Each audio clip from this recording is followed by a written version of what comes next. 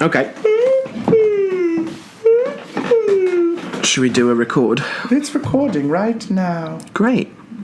You talk. I want to see what you do. I will do. Hello again. Welcome. Yes, that is a good voice. Sorry. Yes, that's I could actually see it. Good. I was a little quiet last time. Hello again. Hello Welcome again. to 3.5, possibly 4. I mean, yeah, it's 3.25? It's our fourth episode, but it's episode 3, part 2. Yeah. That's That's the fairest way of doing it. It's close. We are technically recording this a few days later. 3 by normal counting, 4 if you're Catholic. Mainly to save our own sanity. But there were some things we wanted to finish going over, and some things that we didn't really get to at all. Including proper branding and promotion of our own podcast. Yeah. So, welcome to Radio Free Golgotha. Welcome to Facebook Interjection. Welcome to Radio Free Golgotha. We can be found on the internet at www.radiofreegolgotha.com. That's right. You can find us on the internet. That's all one word. That's all. Yes, there's no dashes, hyphens, or assumptions of your knowing exactly what an internet is. Check us out there for show notes, which we swear we are putting up. We have all but finalized show notes. It has been just a quick interjection on that. It is a much lengthier process than we imagined doing, but it is exciting to see. You're going to get a lot of Wikipedia, to be honest, but that's when we can quickly reference something. But There are a lot of book recommendations and just further reading on both our parts to just help further the conversation along, and also to make it exciting when we revisit the exact same topics next year. But check us out there for show notes and brief biographies and current events, which might be past events by the time you get to them. Lists of talks and things that are coming up, hopefully coming up. Some webinars as well, so even if you're not in the New York area. Ideas of what the show's about and our agenda, and the ever-expanding possibility that we may actually publish those pages at some point.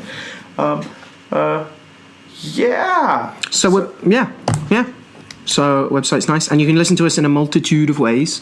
You're already listening to us, so presumably you've found a way. And we are on Facebook. We have a Facebook page. Go like us there, please. Facebook throttles this type of page, so make sure to check back. We are trying to put interesting, relevant things. We'll discuss some of the show notes more and can keep you up to date on current events. And by current events, I mean Al's various lectures all over New York. And some webinars. And some webinars and the Witching City. A lot of this, so just making sure that we actually promote the podcast. Absolutely. Probably let out about edit it out. But visit the website. Visit us on Facebook. We are on Twitter. The 4 ways to listen to us include YouTube for kind of equanimic access in this way. We are on iTunes for ease of subscription to people who have iTunes. All political comments aside, it is an extremely simple way to do things. We are on iTunes, and we are. You can download our RSS feed from the website, as well as subscribe to us using a blog subscriber or something like that, or just check the website for the current episode.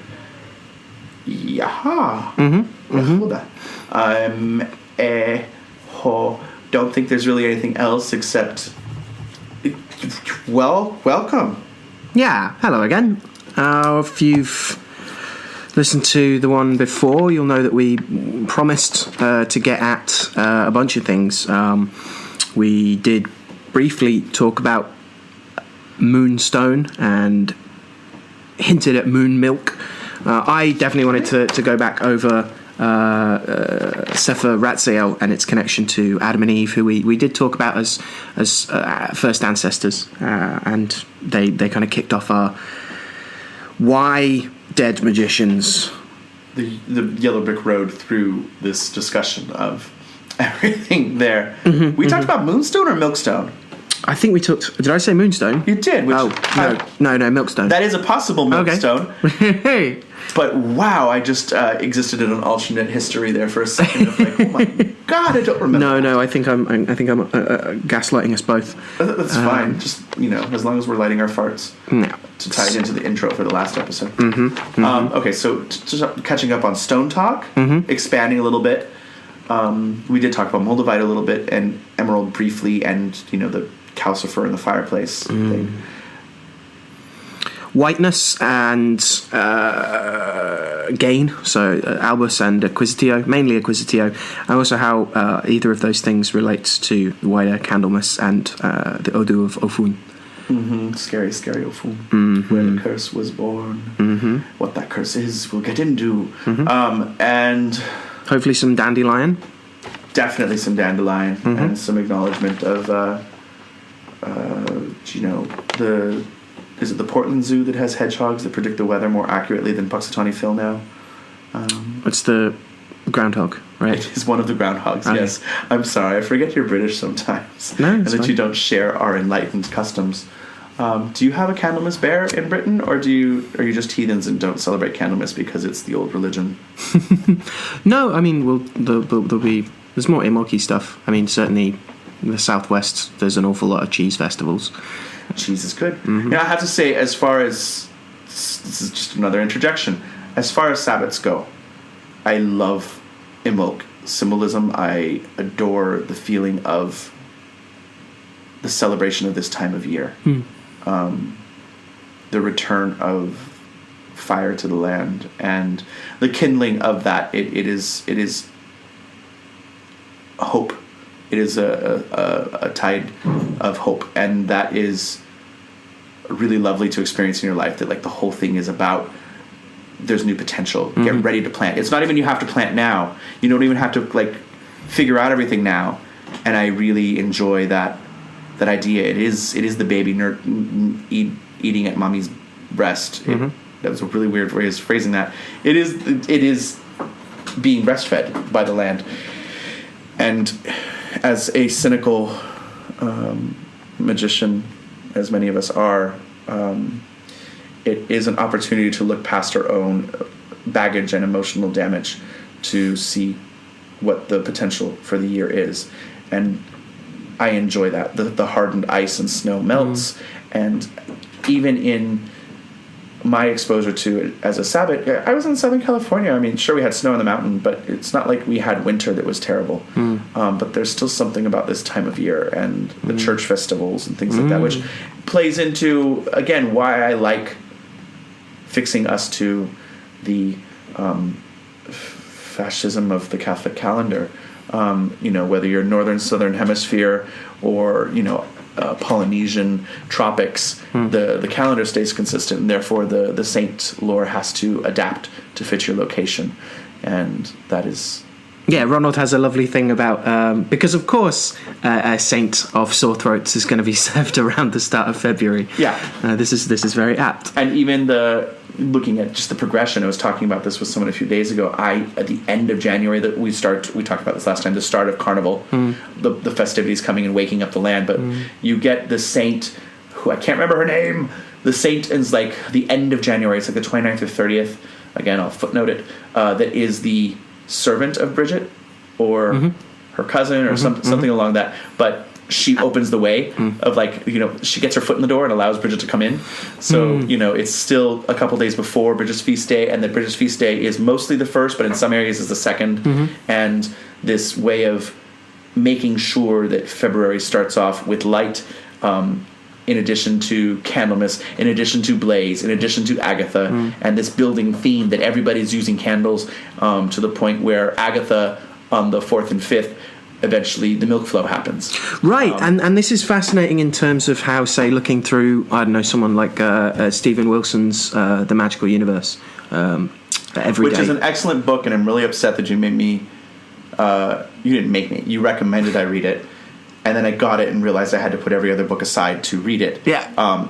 It is a little bit Golden Boughish. It is, because he's a bit like, look at this thing over here, and then look at this thing over here, and then look at this thing over here. Sometimes a fascinating tradition is boiled down to 2 sentences, so we can go through all of Europe up to about, what, like 1700? His footnotes then? Right. Well, they're in there. What's interesting is looking at the candle traditions. Obviously, he starts with saying, like, well, Candlemas, let's go through those things we kind of talked about last time, the purification stuff. But the other most common candle stuff is not necessarily even protecting the new child, like the spring. It's the labour before. It's the travail. It's all of the kind of ensure that, in this liminal, dangerous time of getting ready to birth something, the convulsions of spring, of spring's promise, that we also have a light lit in the darkness, and we also have the wax spilled and protected across not just the home but the fields around the home, and not just the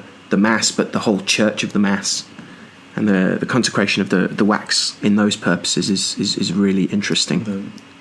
Playing on the lore going into Spanish, Basque, Pyrenean celebrations of Agatha, of walking around and asking for food and sharing your last scraps of the winter, your stores of the winter, with people that are coming and singing.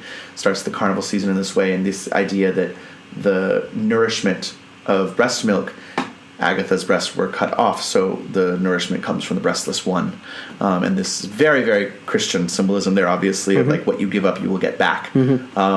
But it all plays on that in a lovely way. Again, returning fire to the land in some way that you've saved, but you now know that you're going to make it through the winter, most likely. And if you return some of it to the land, that it will prepare the land to receive the sun fully when spring comes. That it is the warming, and described by some, because the colors of this Sabbat, if we look at it from the neo-pagan and witchcraft perspective, it's often red and white.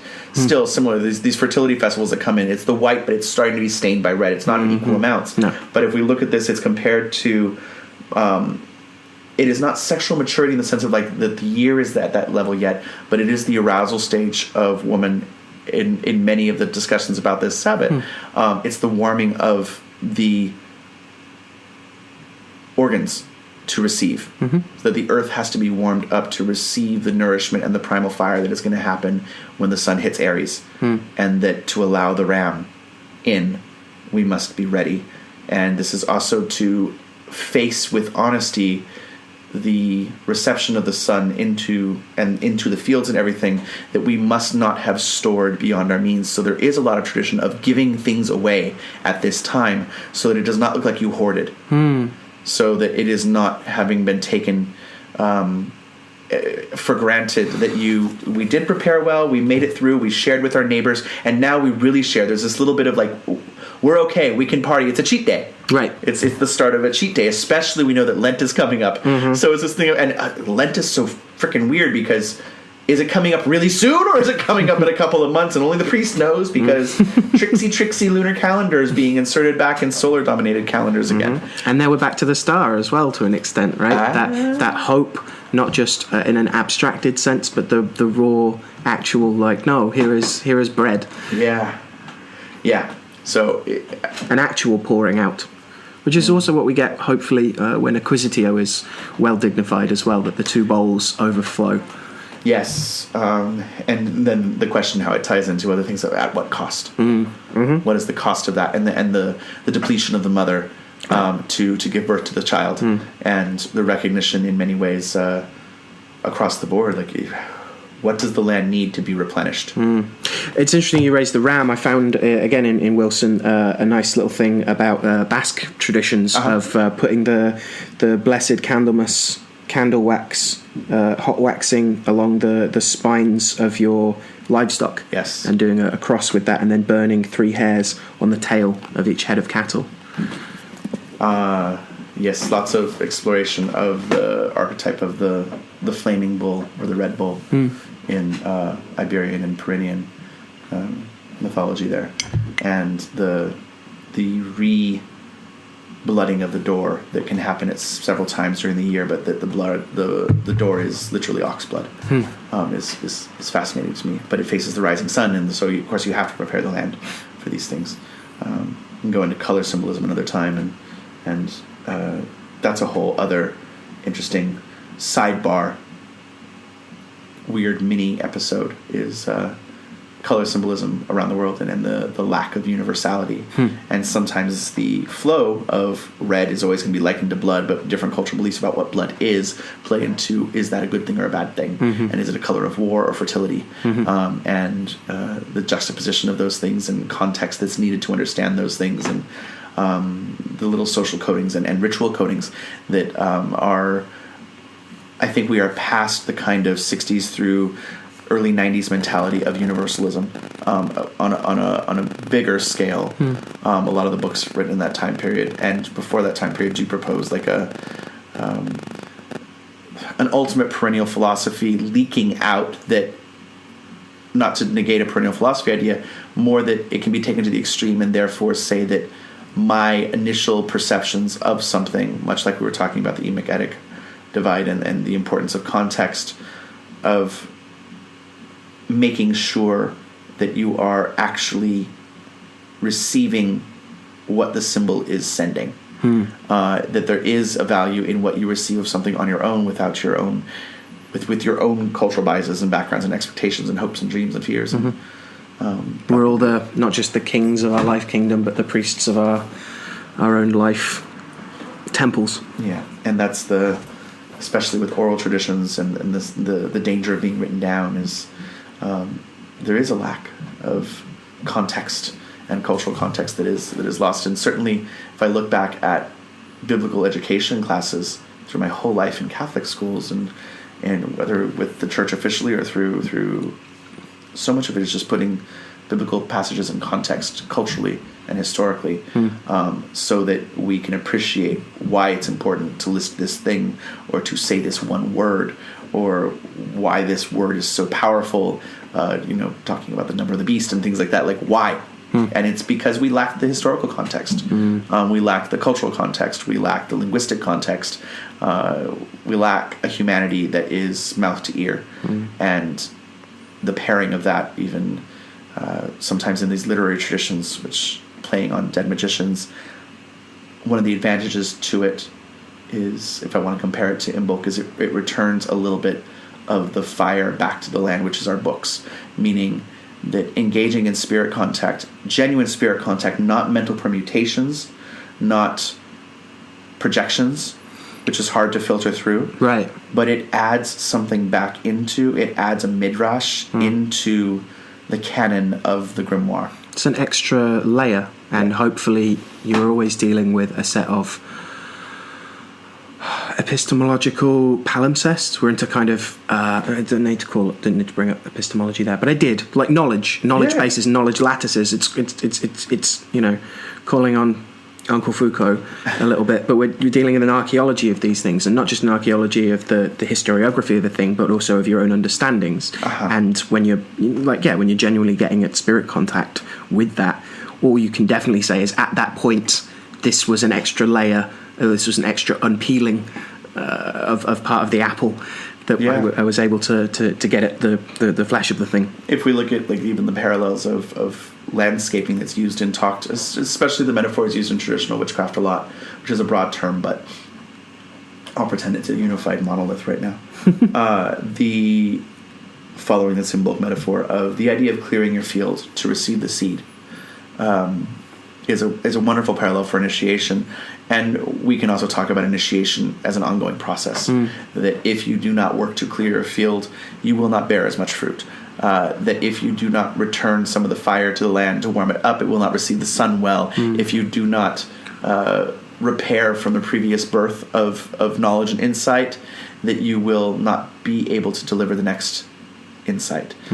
So in as much as as an advocacy for dead magicians, when the contact with spiritual teachers, especially when you supposedly have none, because it is a dead tradition, if you want to look past the plethora of Facebook friends you can make, and the discussion about this through various media in especially the last 10 years, let's look to the dead to at least, perhaps, because one of the hallmarks of spirit contact is spirits disagreeing with you, Right. and pushing you, and your reaction to that. That if a spirit comes and confirms everything you are already doing as perfect, and it just so happens you're actually a real king. yes, that you're it's selling something, or at the very least interested in killing you and stealing your life essence on a very, who knows what dangers lurk when you open up the Ouija board.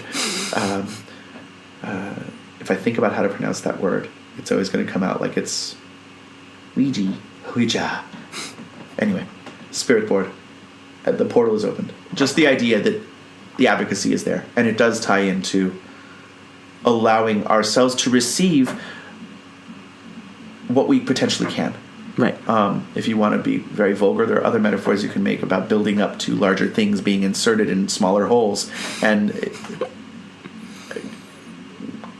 keep that. I have to keep that in mind, that the work is never done. You have to be very cognizant of our own biases and our own learning process, and unlearn, and the kind of anamnesia that must happen. Right. I like you raised that last time. I really like the concept of, the loss of forgetfulness. And also that if we know that we are biased towards something, that's not enough. It is enough to have that awareness, to start to do something. Right. But a lot of times now there is this, I've labeled my issue, so it's not an issue anymore. And I know the name of the demon. I've compartmentalized, Yes, which means it's not a problem because I have the word for it. Yes. You must know the name of the demon. This is true. But you must also bind it. Right. Or make it an ally if you want to feed your demon in the Sutra Maleone way. Anyway, transformative action through metaphor and preparing. And the richness that myth offers, and dealing mythically. Again, a good practitioner doesn't confuse history for myth or vice versa, but understands that both can be useful. And again, I think pouring something back into the field of the mythic wellspring prepares yourself for further. Did you believe what you were saying there? I did. That was my mixed metaphor face. My didn't quite work as a cocktail mixed metaphor. Too much gin. Mm-hmm. No, it's when the rye goes in that I get confused. This idea of rekindling hope every year is good in the sense of, I guess the advantage of certain ways of looking at the universe is that you should find inspiration. Every moment has a possibility of nurturing or depleting us. And one of the things that is the most rewarding about that worldview is the responsibility I have that it's not just about making lemonade out of lemons. It is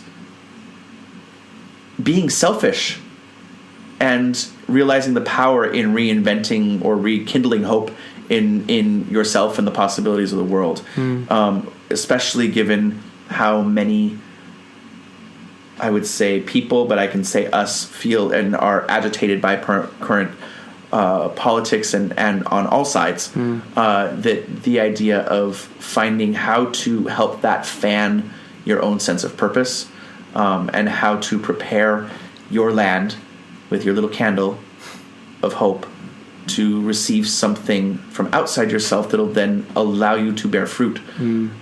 Because it's the solitude, and we can talk about magic as a solitude-driven path, the melancholia that drives us. But we can be miserable together at first, and maybe it will get us somewhere. As long as that drives us to action, there's something there. The Saturnine patient act of plowing the field and waiting for it to do something. There's exactly, and there's a consequent kind of trajectory that can either be succumbed to unwillingly, and we can fight the fall all the way down, or we can hopefully engineer things so that we get to use it as the ski slide again, right? You brought up the fallen angel thing, right? If we can say that you are the summation or the result of the love of thousands type of Facebook meme and it's beautiful, right? You're standing on the shoulders of thousands of people that, I won't bring in I did in my head, so I'll footnote that so it doesn't depress us. But the other side of it, if I want to do the lovely magical side of, you are the hope of every fallen angel. That there is, for some, it is about redemption. I don't think that's as interesting so much as what drives the work further, what drives the exploration deeper, what expands the onion layers of ourselves and pushes at it, and a new birth happens, which is always painful. And we block out the pain for a reason. The inverse of the fall might be the scrabbling out of the coffin. Oh God, the little Victorian bell to get me out. There's almost like a Dali effect of the fall from heaven, that the idea that the dead walk upside down below us, that maybe we fall through the earth and now we're falling back up to heaven, that the movement away could be circular, cyclical, or whatever. It's I don't know. I'm gonna cut that shit out. But the idea that we don't know where we're going when we're falling. We have a presumption. We have an idea that the impact will hurt us or harm us, and sometimes it allows for something completely different. And this is all stemming off of, I enjoy the symbolism of this Sabbath, this time of year, this mass of purification of the Virgin, meaning she's virginified, her hymen grows back after baby Jesus comes out in the most devout Catholic way. And just, I like sacramentals. I like when the church gives me gifts to go home and make my faith at home in a physical way. It is done with Jesus, but you take Jesus home in an invisible form inside you through the communion. Communion's wonderful, but unless you're doing some black magic, most people don't take the host home physically. It's now dissolved. Watch the teeth. But getting candles is fun. Yeah. And keeping them and having them there for emergencies. Remember which one was in your left hand and which one was in your right hand, Dave. Okay. That said, inbox fun, yay. Milkies. Milkies. So, how's that for a segue to go back to Milkstone? That's good. I like that. Wonderful. You talk about Milkstone again, Al, because really when we looked back, we had like 5 minutes of talking about it, and it was mostly me talking about Moldavites. So shut up, Jesse. Al? We had some stuff on saliva. It encourages saliva. It's hung on a blue thread, and I like that because, we didn't particularly talk too much about, not Agatha so much as Agnes, and her links of the chaste one, and also the bright one, the clear one, those kinds of things, and her links to the lamb as well, that lovely Agnes stuff. Can I ask a question? Because something that comes up even in preparing the episode, the decision to do Milkstone, because it's milky festival, and we know that it very possibly could be a cloudy emerald, which we've talked about, a whitened emerald, but it's an interesting thing because we don't know what the stone actually is, and we've hit this kind of thing with heliotrope describes an action, right, from episode 1, and so it can be flower or stone, and there are many heliotropic lore. There is many a heliotropic lore. Solsquium. Yes. Yeah. Getting fancy. He is a doctor. I'm curious about, in the context of history, since we seem to be very broadly, topically philosophical in these 2 episodes, which are 1 episode, which are 2. It's like, exploring the mystery of the Trinity, except not. Historically, looking back into history, which was clearly describing what was perceived of or presented as a physical object that may or may not have been actual to the reader or to the writer cataloging it, that it was either at worst completely invented for the sake of selling a book, or material of like, I've got 20 Milkstones in my pocket and here's my book that tells you what it does to do,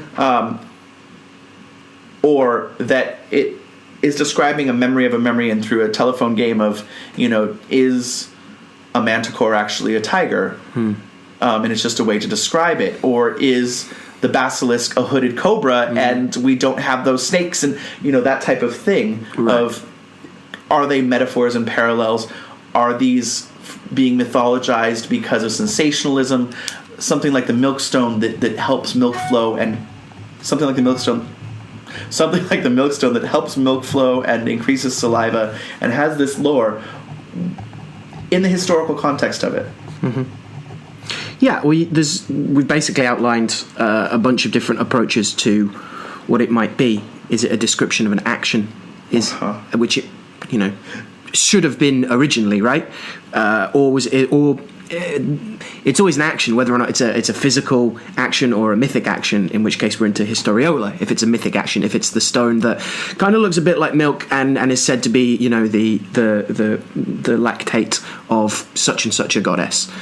Right, so we have description of action. Then we need to work out whether that's a physical, like when you put it in water, it makes the water milky, which always makes me think of that it's Aristotle, isn't it, that does the milk experiment with at what point is it not milk anymore? When I put 2 drops of ink in, you still can't really tell, but I know there's ink in there, and it's not pure milk, and that. When just looking for the milk, the ink taste, the questions it raises. So we've got, but overall, we're dealing with whether or not we're talking about a metaphor in toto, almost. Whether it's a milkstone, and inherently represents all milks. If we like, or if we're dealing with, as you say, a take on the monster hybridity thing of, it is easiest for us to talk about this thing as this. So what even is classification? What even is description? Right? To an extent, and you get what is the sign and what is the signifier? Al, you get this a lot with archaeobotany and with, I guess, archaeolapidary. How dare you hybridize the sciences? I will freely do that. Death to your separate department plaque. It's all philosophy anyway. Doors. History of philosophy, maybe. No, it's all love of wisdom, Al. Wisdom of the past or wisdom of the myth or whatever. Anyway, that's actually, I don't actually defend that. I love me some Sophia though. And that we get the same is how do we know we're talking about the same thing that our ancestors were holding and working with, and most of the time we have to take it from context. The Azov, for instance. That was exactly brings it up. Which one's hyssop? I mean, definitely not the Mediterranean hyssop that it might be called now. The distance between what we call hyssop and what was probably called hyssop then. But it could be Assyrian oregano of some kind, what is called sweet marjoram. What people in the States call oregano. Right. Oregano. Oroscanos, the joy of the mountain, right?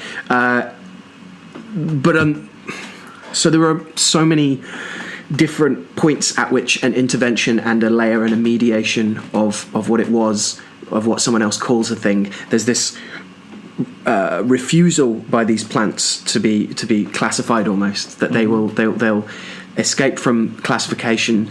The classification occurs in space and in time, right? That you go to a place and what they call oregano is what someone else is going to A, pronounce differently, B, say, well, it looks like a marjoram to me. Then you're into the realm of like, okay, we have lots of different kinds of marjoram. We have sweet marjoram, pot marjoram, wild marjoram. And thus God bless Linnaeus and this idea of an objective classification. Right. It also plays heavily into Adamic naming of giving something a name, because if we don't label the things, it is one thing.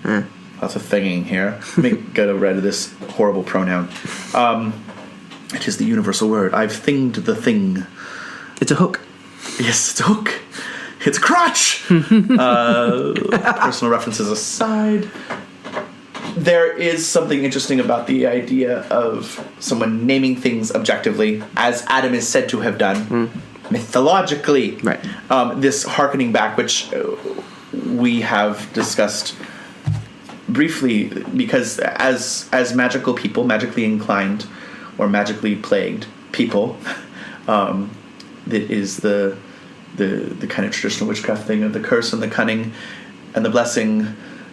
These are the fruits, the clothes, the stains, the benisons that we wear. They are all at once. The magic is a difficult and easy and wonderful and terrifying all at once. The opportunity exists for all these things. Anyway, as magicians, as sorcerers, as witches, whatever we may call ourselves, as carcists, let's unpack that at a later time. The magical worldview that allows for the worker to read a psalm and hold hyssop in their hand, and by virtue of it being named hyssop, without it being the historical hyssop, have it be hyssop, the original, because it is now being filled with the label of language, which is recognized in some form in most philosophies of magic. The power of the tongue, the power of naming, and the power of substitution as well. Yes, it not my hand that does this thing, but the hand of God or the hand of a which invokes even spirit. dead magicians, right? The authority of I beseech to the authority of Solomon, which could be I descended from Solomon, so I am in some way tied to him. But it could also be I am now Solomon. Right. And in the case of the historical lacuna of hyssop or milkstone, we the substitution is already halfway there. We didn't even do it. It's already called the same thing. Yeah. And you can acknowledge that it's not the same thing, but use it as the closest thing we have to it. Yes. Right? And then the question gets raised by the skeptical mind, my skeptical mind, the dubious mind, to see the other side of, like, I see the virtue in taking the felt tip pen and saying I name thee dragon blood, and therefore it is dragon blood ink, which is the beauty of fairy rules, right? that of course that is are the spirits dumb, or do they operate in that mentality? Because it's that idea where someone recently said something akin to colored water means the same thing as other things.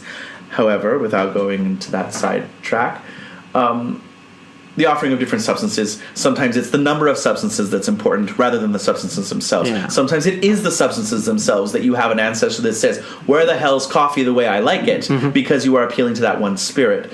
But this idea of making specific the reasons why we're putting it down, even if it is not the same, but it allows for a quality assurance or a quality check of, like, I know why I'm putting it down, or I can state this is what I was told to do, passing the buck of this is what my initiator told me to do. Even in that way, it's a magical substitution of authority. This is what I was told was Milkstone, and it is Milkstone when the spirit comes and the spirit's like, that's not Milkstone. You go, it is, and I was told as such. You're like, it's not the right Milkstone. You can always qualify it. Right. And you can treat it as gaming the system, as attempting to work by the letter rather than the spirit. But you can also, I went a bit American there, spirit. But you can also see it as that's the rules of the game, and you're playing the game for the purpose of the unfolding of the work that you're engaged in, right? That can be the performance, that can be the working, is to get in and around those things that it could be. And playing by, that exactly what I was saying, that fey logic of naming, of correspondence, of substitution, of all these principles of an occult cosmos's operation and organization. Attempted classification through it's. There is something to be said of just understanding that a lot of this is semantics, and that most worldviews are responsible for explaining the same things through multiple lenses, which then have to defend their own worldviews. And therefore, that is the segregation that really happens, not the actual exposition of or labeling of things, which does cause divide, but not nearly as much as immediately the extrapolation and the scaffolding that's built off of that. Sure. We all start at the ground level observation. Yeah, those tectonic plates of different worldviews mashing against each other and producing volcanoes and stuff, but that move from the center to the periphery of, like, attempting to explain onto things. And I think for me in my own personal, sorry for the broad concept things, because I think, but it's what inspires me in even doing this type of podcast or listening to this type of talk between other people, ourselves, it's what I think about in the days after, like, oh, it applies to this. You know, I am someone who creates rules that don't exist. It is how I operate in life. It is a default way of operating where I justify the events or what someone is telling me. They might not have an actual reason for what they're telling me, but I'll presume that they do. So I will box myself in that rule that does not exist. I have now limited myself. Oh, I didn't know that was an option, so I didn't do it. And in some people's nature, it's the opposite. They assume there are no restrictions until they're told. Whereas I'm the opposite of like, oh, if I wasn't told I shouldn't do something, maybe I shouldn't even think about it. Or if I should. Anyway, this idea of self-limitation that comes, the exposing ourselves to different vantages, different viewpoints. It's not just a heralding diversity point, but the idea of, again, a spirit that contradicts you and gives you differing advice to what you are saying is not proof, but a huge flag that your contact might be on point. Right. That even friends that I agree with, I can disagree with their word choice or like saying this is not the right time, and complete agreement is ass licking, which is a pleasurable thing. But in the end, you know, moving on. This is all about scat. My God, Jesse. The idea that even in counting, I'm always fascinated with this and looking at kind of ethnomathematics, archaeomathematics is a huge interest of mine. Huge fascination for me in looking at counting cultures using the hand, the origins of base 10, base 5, base 12. Does 16 come from somewhere?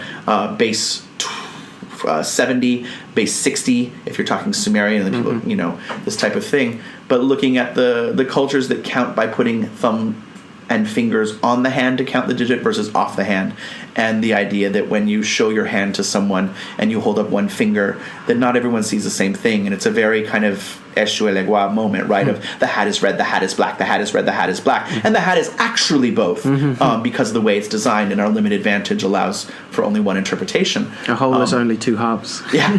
So the glass is half empty, the glass is half full. It's full of air and liquid, asshole. It is not a vacuum, or maybe it is.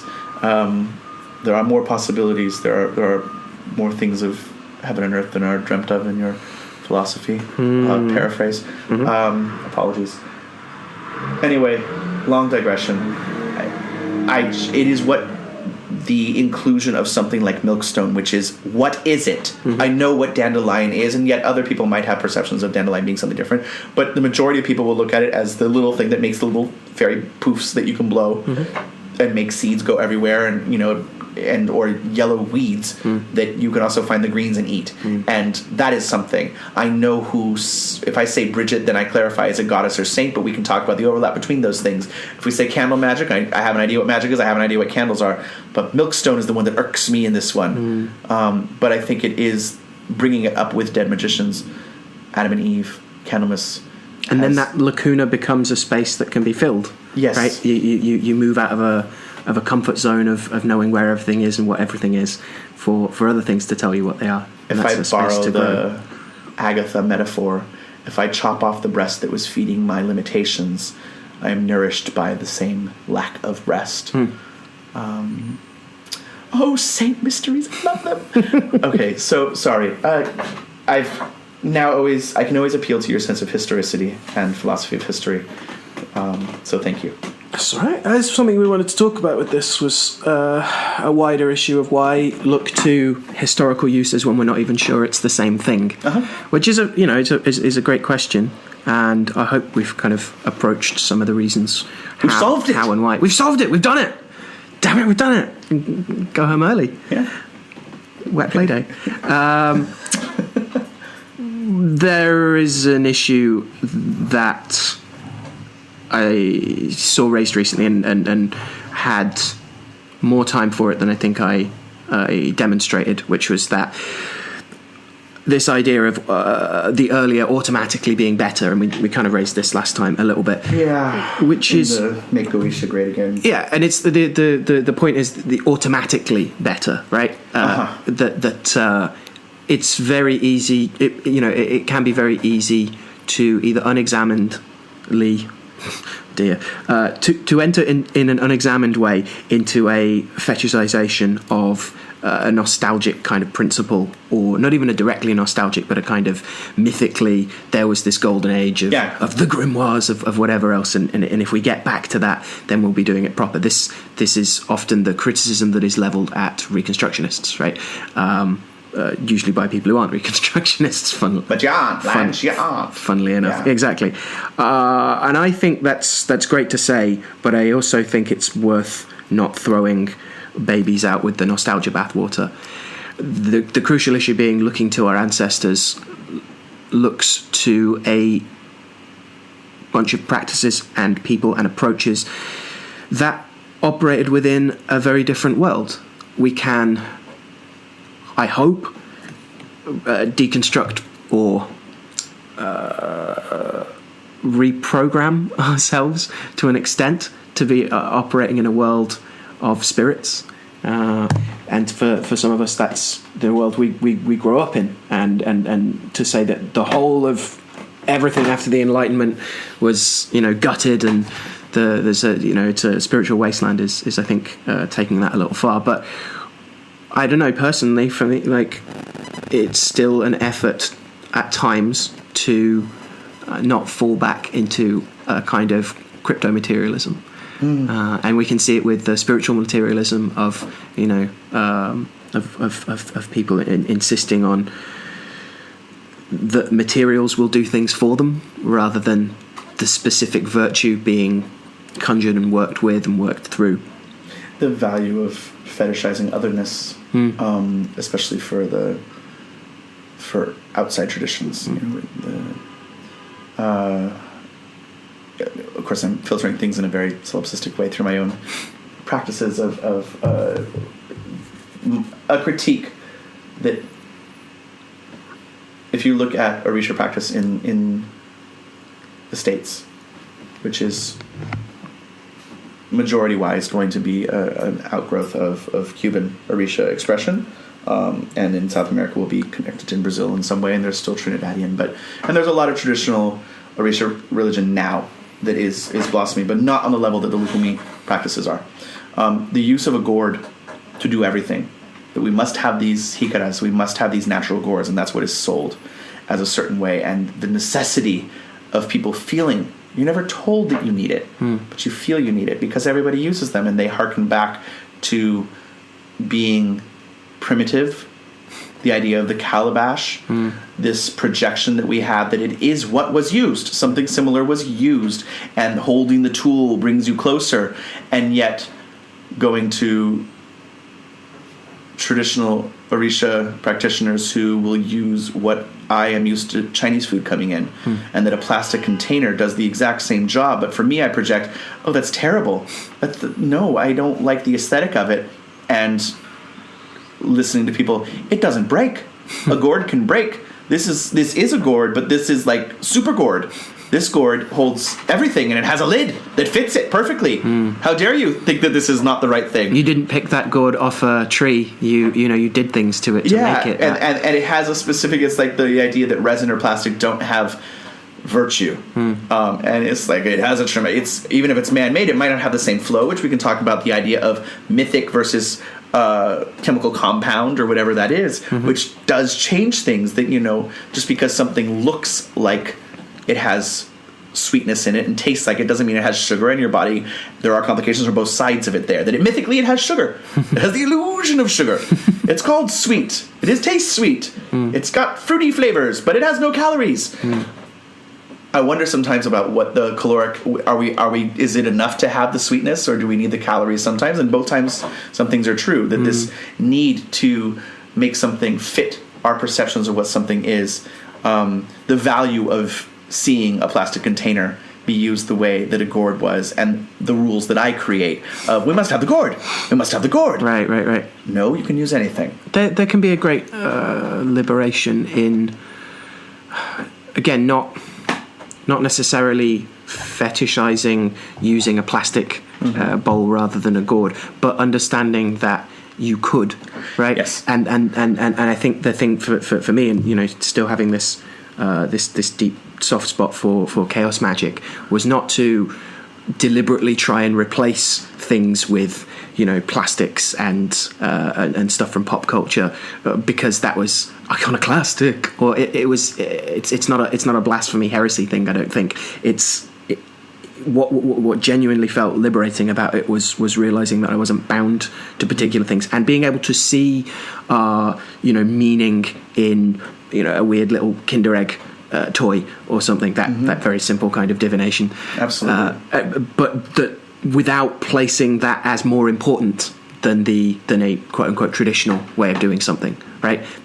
And finding the tradition of innovation in both of them as a continual kind of thing of working with what you have. And if what you have is, you know, a city of plastic things and throwaway consumerism, then try and find something useful and powerful in that can nourish you or deplete you. Mm-hmm. Yeah, there's a lot to that, and that's, you know, we can talk about that. If we got diverted last time, I've diverted us completely this time. But it's an important conversation to at least keep in mind, the questioning of what is necessary behind this specific task or rite. And this is not to erase the value of having the tool be at some point to be able to use the tool as it is. If a recipe calls for a certain thing, sometimes there are no substitutes. Sometimes it's an accept no substitutes rule that should be questioned. It is in those innovations that happen when we lack something, when you find your entire world upside down and you feel like your gods have betrayed you and you're on foreign soil, whatever that is. How do you survive? How do you pick up what survives past that? The idea of value centers in a society, looking at the temples in Mexico to certain deities, and the war gods were all abolished. That no one kept the worship of the war gods up because Jesus was the war god now. Jesus conquered. But the rain god is still around because everyone needs rain. And there's no way to replace that need. So similarly in all this, anyway, Milkstone brought up a lot for me. So thank you for entertaining that. No, likewise. Okay. Cluedy Emerald, possibly other things. What are other possibilities besides this for Milkstone?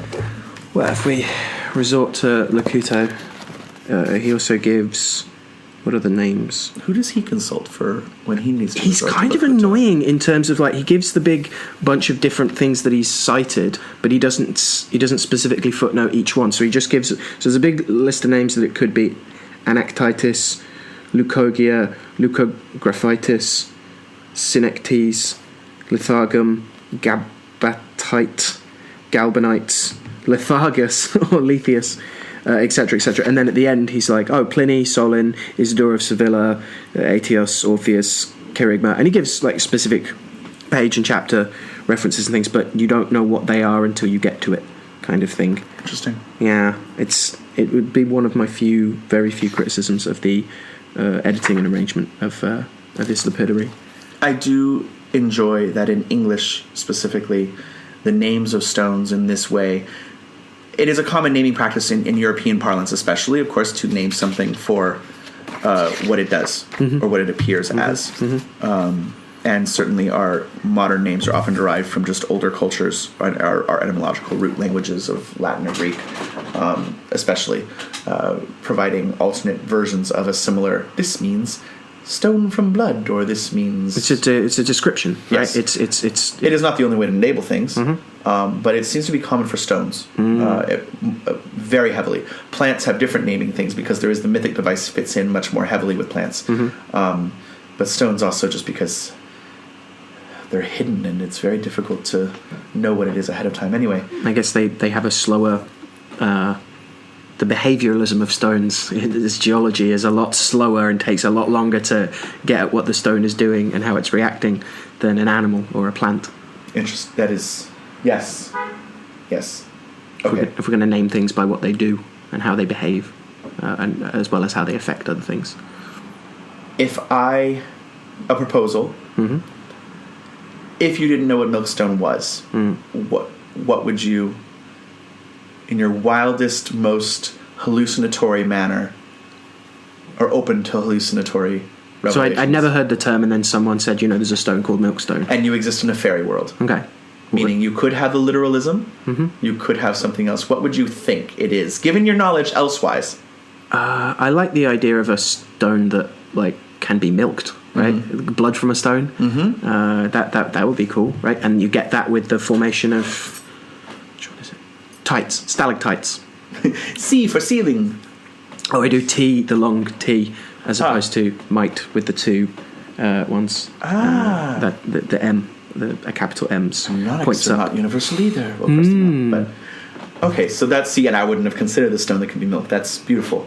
I like that. I don't know why in my head, even though it's milk, I want it to be a stone that comes out of the tear duct, like a pearl that comes out of the human eye, or that the third nipple produces, or something like that. I want it to be a bezoar of some sort, not found through when the animal is dead, but it comes out while it's alive. Or a stone that's found in spoiled milk. And you've got all that spontaneous generation from corruption stuff. Exactly. I think maybe it's tied into the fact of Spanish saint statues or the Virgin Mary is crying tears. They will use shaped pearls. So I think that the milkiness of it is in my head. There are statues that cry blood. Are there statues that cry milk as well? Yes. Yeah. And water. Yeah. So they're all possible. But milk certainly, and then the milk and blood together is of course very interesting. The semen and menses reference, which is not just to take again because it's water and blood from Jesus' side, but it is not just to take these very quintessential female nourishments and make one of them male for balance. I don't mean that in naming one semen, but could easily just be breast milk, which is itself idealized and made white in a way that it is not right. We do white we do one or the other, right? Those concepts of wet nurses, being on a reprieve from their menstrual cycle, and those ideas of rarefied blood as either milk or semen. Yeah, that's an interesting revelation. I'll tell you later about something. Anyway, the idea of certain shrines that use a gourd to represent or are called breast, which those shrines can't be served by menstruating women. The idea that the blood drips down and feeds the other shrine. Very interesting when you're on reprieve from menstruation while you're breastfeeding. That the complex symbolism or the rules of protocol around something are actually encoded within the shrine setup as transmitted. And certainly it backs again that model of all disease is blood disease to an extent in a humoral model, that everything is blood, or what blood does, or what blood turns into. And what we call milk even is modified sweat. Oh yeah? Well, certainly the nipple is a modified sweat gland. So it is a strange, that which was salt and water becomes something else. And I know that we don't necessarily have access to this in ancient times of we wonder just what is giving the milk? Is it echidnas that don't have nipples? They have milk kind of glands that sweat milk? Yeah. As a kind of ambient kind of thing, and the young have to kind of snuffle around on these bare patches of it. Yeah. That looks pretty alien. And Echidna being the mother of monsters in Greek mythology is also interesting there too. Yes. There is no direct nourishment. They must fend for themselves and find it by licking at her. I mean, obviously that's not the myth from Greek. No, but it's a whatever you call it when one thing informs the other through past. The future informs the past. The association informs the original, and the Xerox informs the masterpiece. The photograph alters the original. I'll probably go back and edit whichever one of those sounds wittiest, or leave them all in now. Okay, Milkstone, I am satisfied. I don't know if anybody else is. Going on from there, because there's a lot to talk about otherwise. I wanted to ask you, because I was having a conversation with my dear friend Phil the other day about the Which star. as many fills, don't I? Al has many fills, and I am never correct at guessing which one he is talking about. So he will have a conversation, you will have a conversation about someone with me that I'm imagining one Phil doing it and going, what the hell? That is not something... Oh, you mean that, Phil. Anyway, I'll try and figure out my context. Go ahead. I mean Phil English. Okay. As distinct from several of the English Phils, I also know. Also including a not Phil helpful. who is in the States and called English Phil frequently. Wonderful. We were discussing the star and hope, and I like this notion of it as raw hope, as hope that doesn't have to, or indeed actively resists a specific form of itself, and that it's only through its associations with other cards as it falls and is read that we can get at what kind of hope this might mean. And that can look, that can feel like, you can look at it and be like, I don't really, in inverted commas and bunny ears in the air, get the star. I can talk about a depth of the symbolisms, and even referring back to Uncle Al, where he's basically just saying it's a bunch of things. It's our Newit stuff. It's our Scarlet stuff. It's a couple of other things as well. It's the field of stars as well, and again using tarot to explore Thelema as he does, rather than Thelema to explore the tarot. He says it's Venus and Pisces, I believe. Which what, the star? Yeah, the star is Jupiter in Aquarius or Venus in Pisces. How's that for good memory? You memorize those things when you're young, and they serve you well, because after a certain age, my God. And zodiac-wise, it's Aquarius. Right. But that's obviously what's looking at the card. Pouring that water, and it makes sense of that airy sign that it by name features water, of the pouring the water of starlight through the air, which I rather like, or indeed that the stars are lactating, perhaps. That is, star milk is definitely interesting. The nourishing of hope. It is interesting because usually the hope card is biased towards the positive. Hope itself is connotation wise implies right, but it's coming from a distance. It's not immediately there. Again, it's not the birth. It's the labour before the birth. It's going to travail through space. And certainly we've had fun of even the anatomy of the star card. That the Rider-Waite it's 8 pointed stars, and there's eight pointed stars. I believe, and talking about Brigid as 7 and 1. 7 and 1, yeah. That it all tied in for us of like, oh, it's the proof that the episode was choreographed correctly.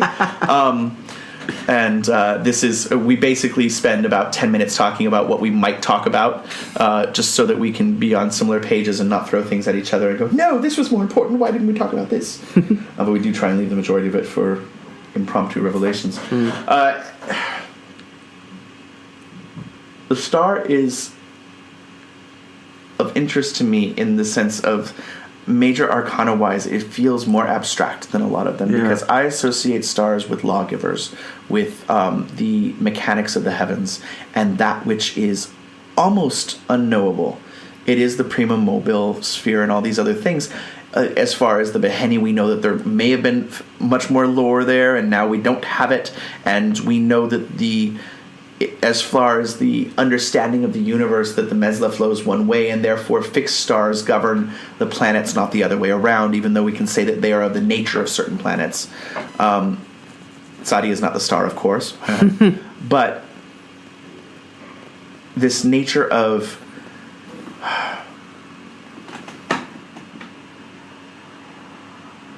if the star's number is 17... 8 comes up there, right, through Pythagorean reductionism. 1 and 7, yeah. It is an expansion of 7 in a kind of interpretation in that way, because it's the great 7. Yeah, I also like the kind of the self-insertion you can do there, of the same way you get with the 3 Magi, and but 3 and 1 can be you. Yeah, you coming from one of the ways of the 4-way crossroads, and the other 3 being there as the options. Also, the meeting points of them, and you meeting as well. Yeah, that you and me and the devil makes 3. And even the difference in the top star, it's a 7-pointed star in the sky, which again the question becomes, if you can always, this is the wonderful thing about mysteries, right? We can count her as the star, or that the if every man and woman is a star, following polemic logic, that therefore she is a star as well. So it's still an 8 expression of 8, but an expression of 7.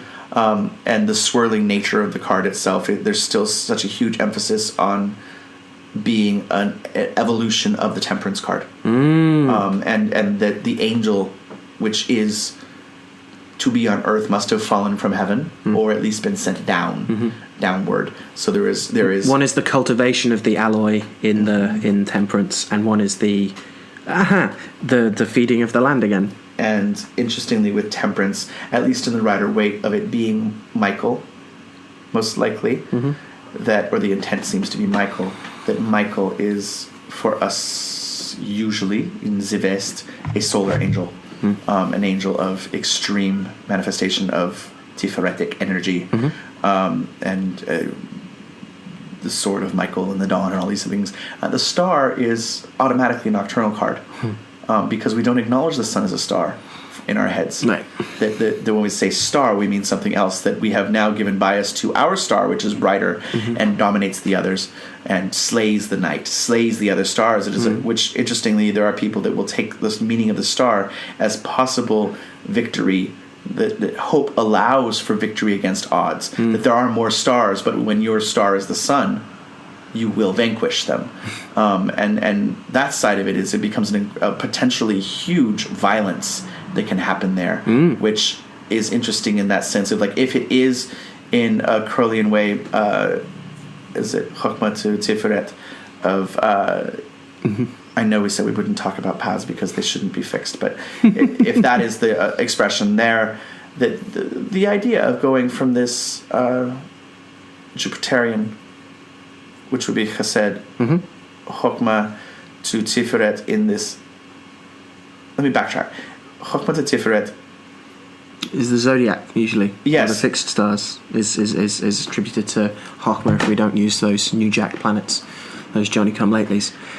Yeah, it's the zodiac and the sun. Like it is a relationship with the zodiac and the sun. Okay, good. Thank you for fixing that, which I will make myself not look so stupid in editing there.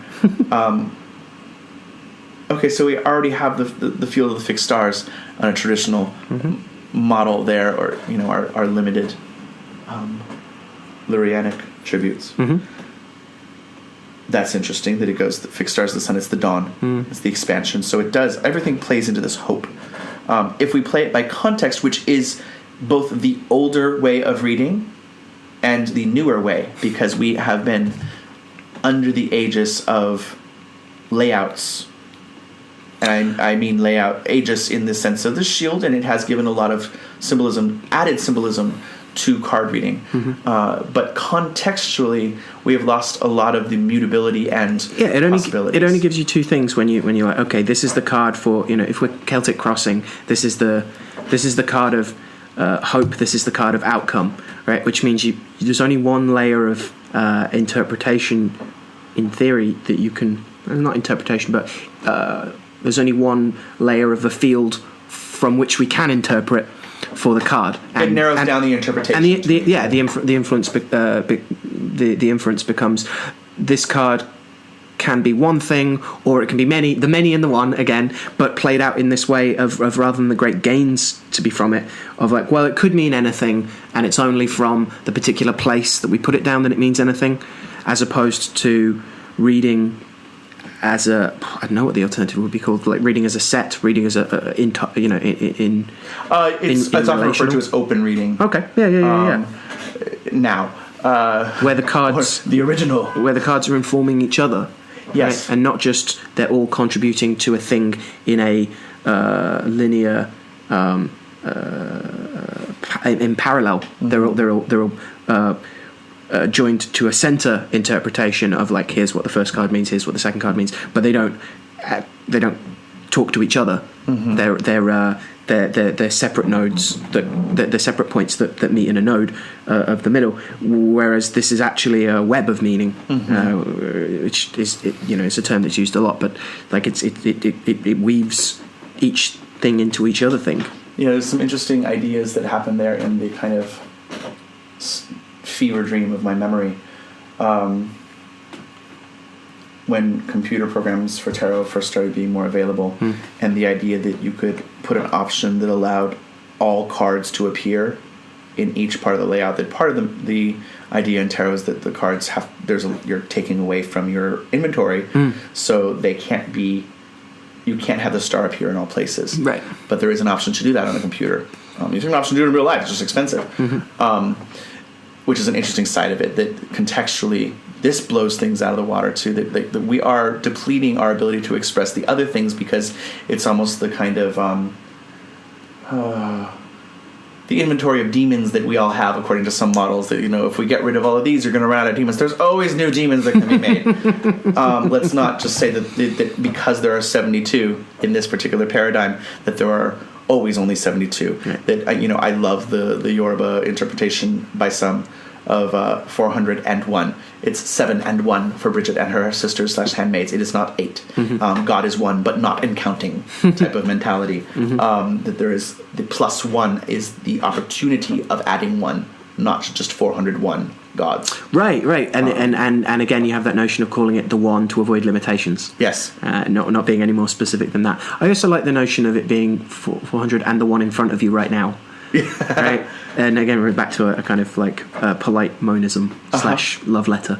Yeah. Or even putting putting Exu or Lewa as the one. That Exu himself is always the one on both sides. Right. So that if there's 200 anti-gods and 400 gods, or 200 anti-gods and 200 gods, that the one is Exu, who is on both sides. Both and neither. Which, friend to all, friend to none. Yeah. The Tezcatlipoca, enemy on both sides, which means enemy to oneself as well, which is why it will always end in tragedy if it is ideal. The treason betrays itself if it is true treason. Right, and movement has the movement of ashe or grace or virtue is amoral. You knew what I was when you picked me up. Right. Which the star provides an antidote against. The possibility, which could be the dangerous side, right? That if I know that the rattlesnake is a poisonous animal and I'm like, oh, I hope it won't hurt me, it's great, that is not the same as knowing it won't, or that it can't, or that I've defended myself against it, the poison having an effect. So the hope can actually be a warning with which the star can actually be a warning in that way. That although it's usually interpreted, a lot of tarot likes to interpret things in kind of drive, light, and shadow is a very common way to look at things. And the shadow side of it being illusions, delusions of grandeur and ascriptions in this way, which often is done by the moon cards similarly, but that's more fantasy than necessarily just illusions. Right. But destructive hopes. I hope that I'll be enough to get this person to change their abuse pattern. I hope that I can help that. Is a shadow side. The light side being more creative hopes and optimism, even of always look on the brighter side, which can also be a destructive hope if it's taken too far. Cynicism being a whole other alternative. Which Trump is cynicism? Which Trump is cynicism? That's wow. Drive would be that it's the Star of Bethlehem. It's the guiding light. It's the thing that guides us in that love will lead the way. The new thing it's the new star of Bethlehem as well that shows that the cosmos has changed. Something is different now. The old order is in the process of overturning, and the star is the indication of those. A new star is on the rise. Right. The ascendant changes. The horizon and the vault of the stars itself begins to start having its contractions. And it's interesting too, the playing, if we're going to go back to just the layouts and then want to compare it into the stars in the astrological chart of like, if I know this star is on the rise, I recognize it in the context of a constellation, but knowing what the stars are is very difficult.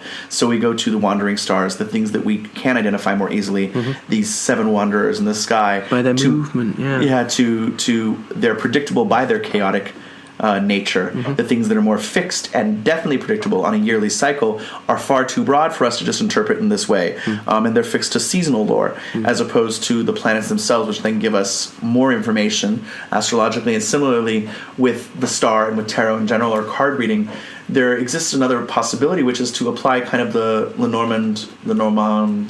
Yeah, I wanted to ask about that. Does Lotteria have a star as well? Yes. Not in all sets, but in the standard set, yes. But the...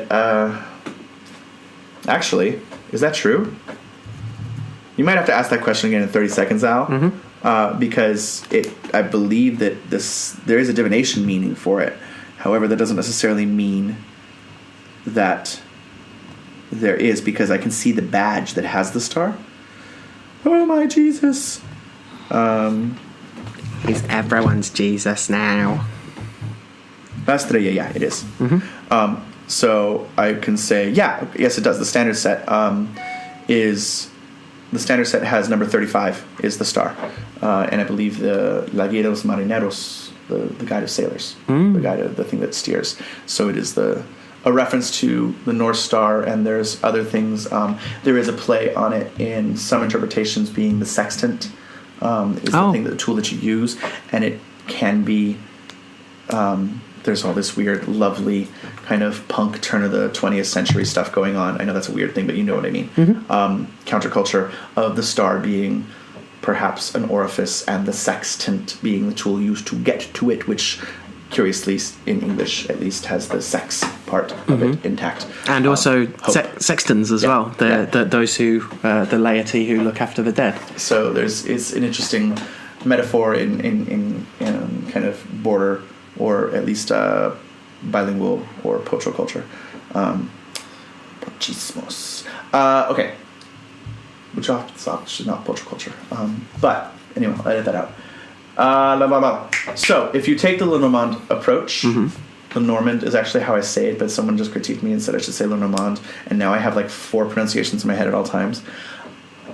In the Lenormand approach of houses, that I have had great fun and had seen other people do it, where you can do major arcana houses and therefore put the major arcana just into themselves, or all of the cards. So you can get the 3 of Swords in the House of the Star. You can get the Fool in the House of the Star, and therefore the star, that house, is being interpreted as the greater container for that card to express itself, so that in the area of hope in one's life, which is very much based in the Lenormand house system, but it does provide a new insight that is not limited to this card can only mean these things, because it's still a layout, but it is a very different thing. So in the same way that the zodiac, in this way, the stars are all there in the wheel of the zodiac, and the planets are all there, but the location changes, and we use static houses and definitions of how to do it as to how to interpret it.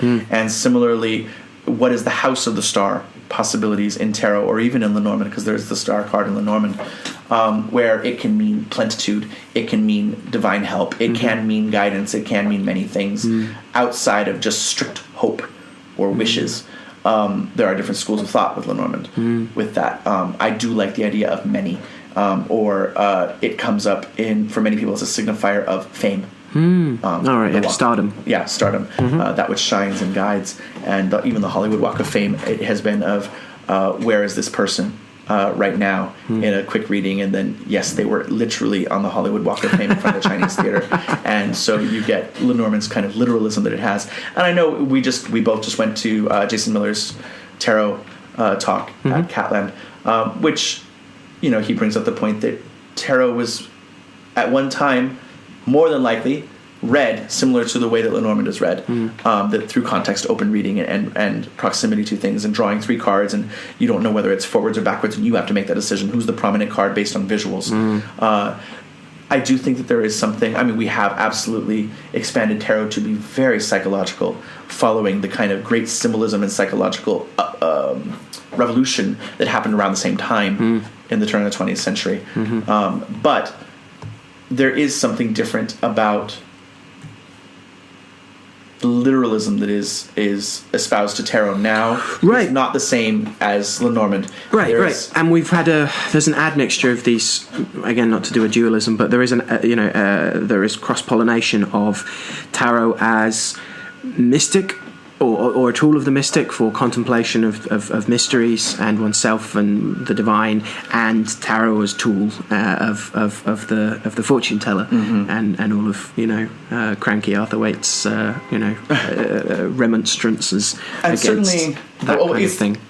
The tarot manuals of that time period, well, if you must use them for divination, here's a divinatory practice. And it's all of 4 pages. Right. Or the idea that that's what the minor arcana are for. That the tarot, as we know it, is a mixture of 2 systems. That the minor arcana deals with the pragmatism. And the quotidian, right. And that a lot of old tarot did just do the majors, the major arcana, the big daddy trumps. Right.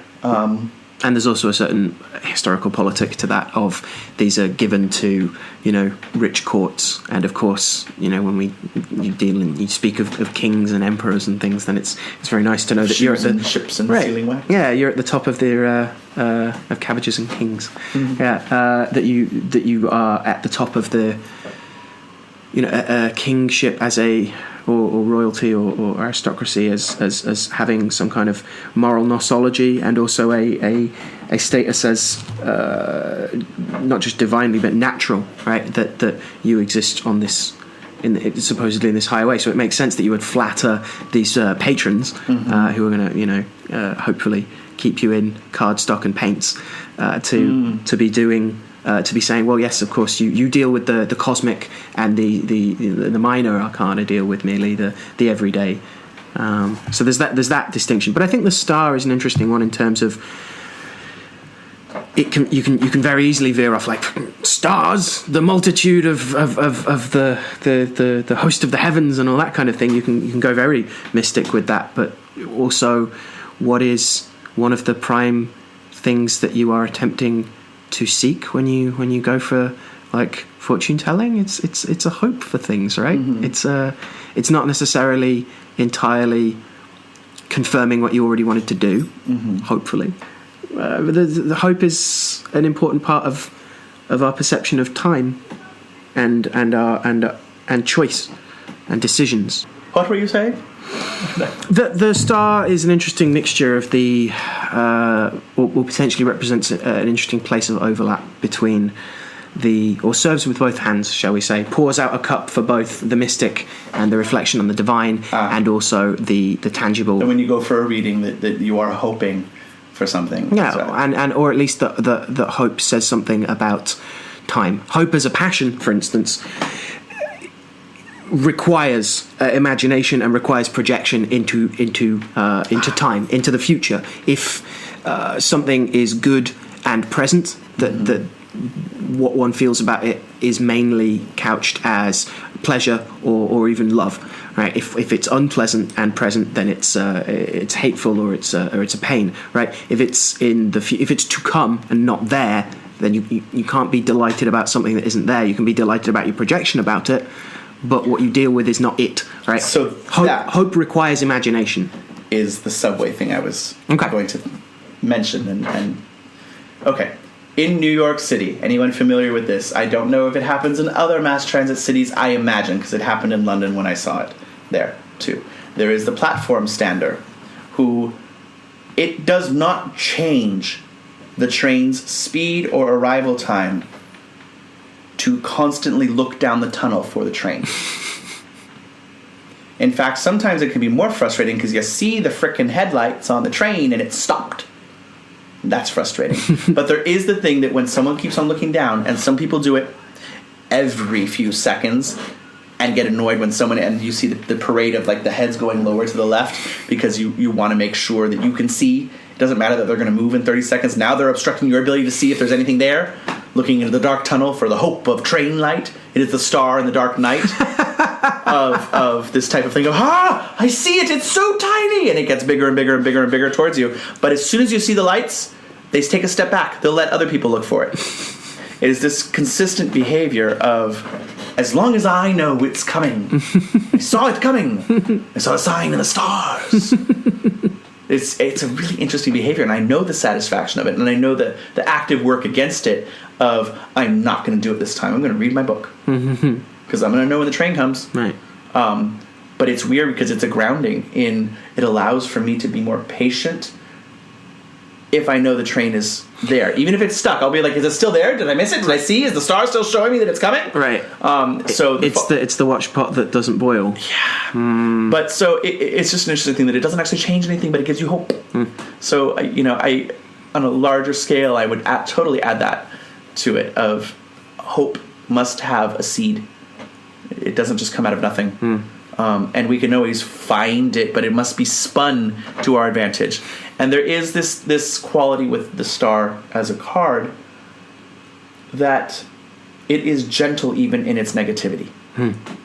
That it provides a warning more than because hope itself is merely a possibility of something, that the negative side of it is still just a possibility.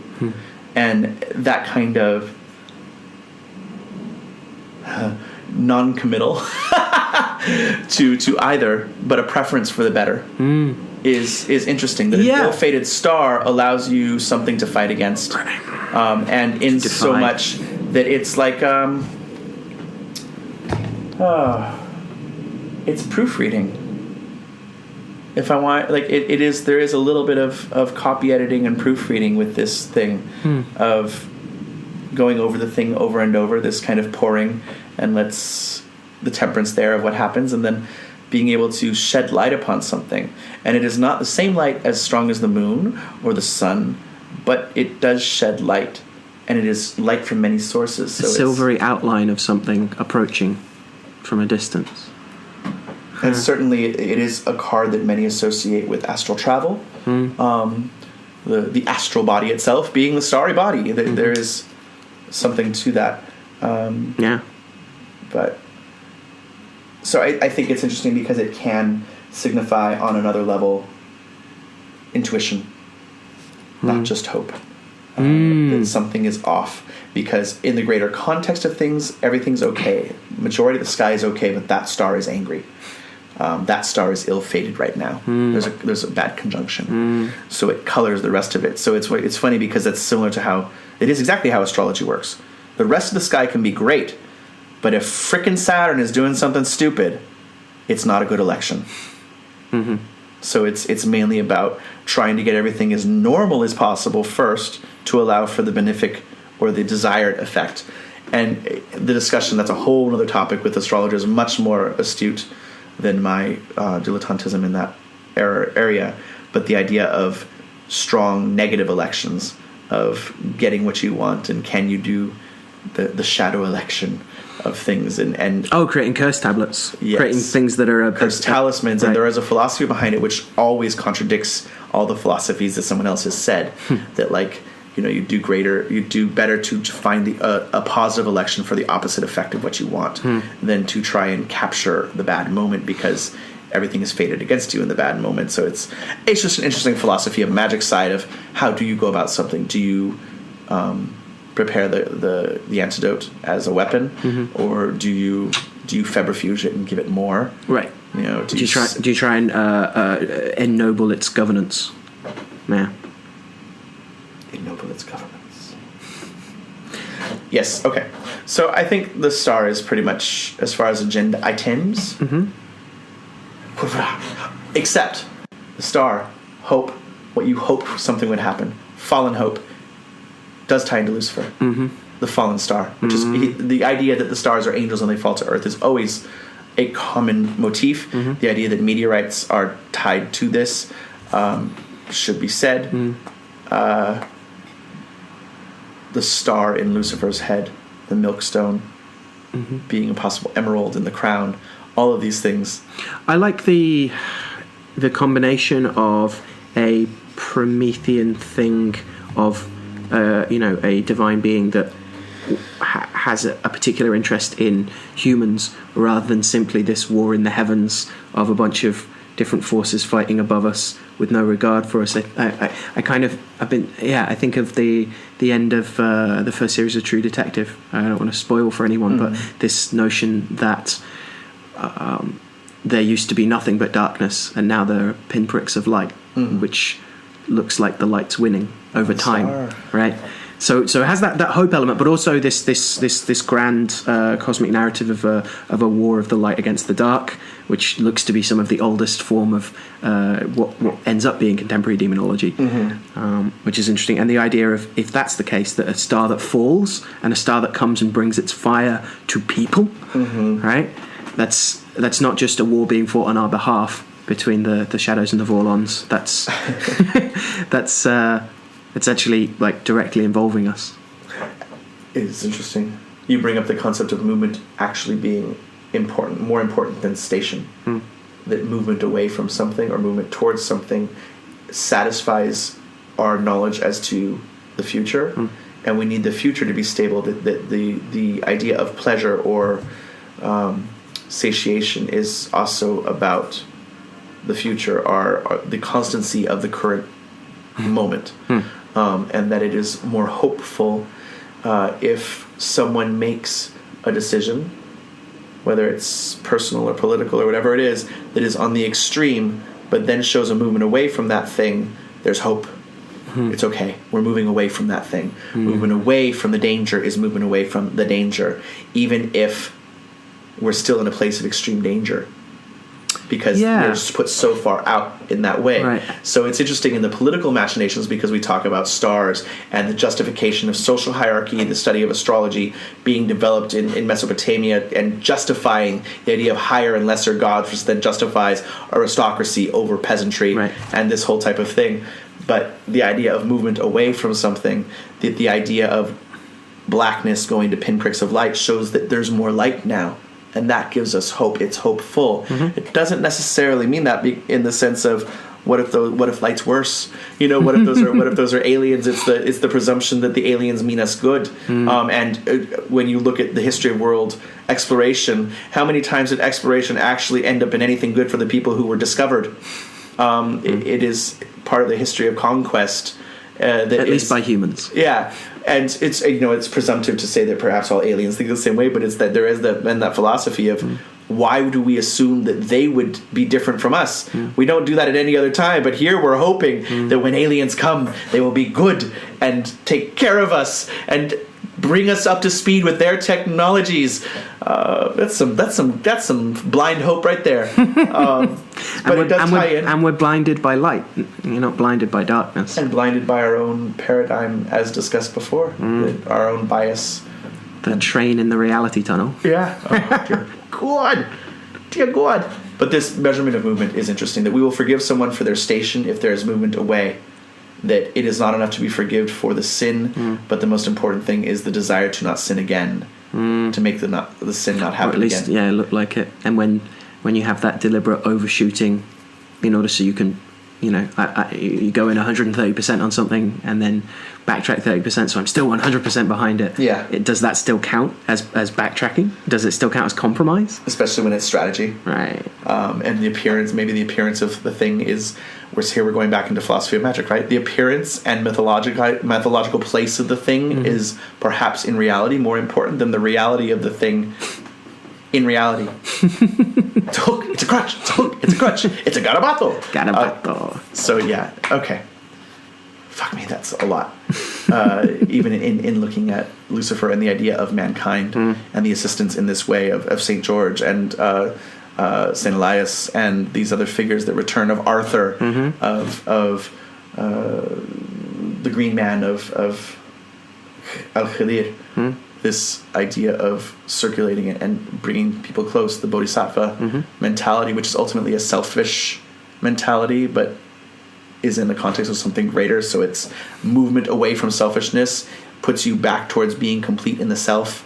By once you realize you are everything, you need everything to come join you. Right. But it also increases benefit patience everything of which I am a part. Yes. Yeah. Once I piss on everything, then I am not longer pissed on.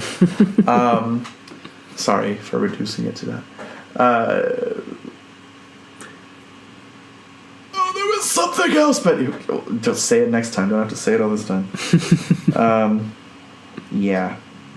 If we're to speak of the delivery of starfire to people, and to bring it down, what we get from them, then we're also that is a way into, that is a little door I can see into speaking about Sefer Ratziel and circling back to first man and first woman and first magicians. Things, because right off the bat we can say we accept mythologically the value of saying that Adam was handed this book of magic. Right.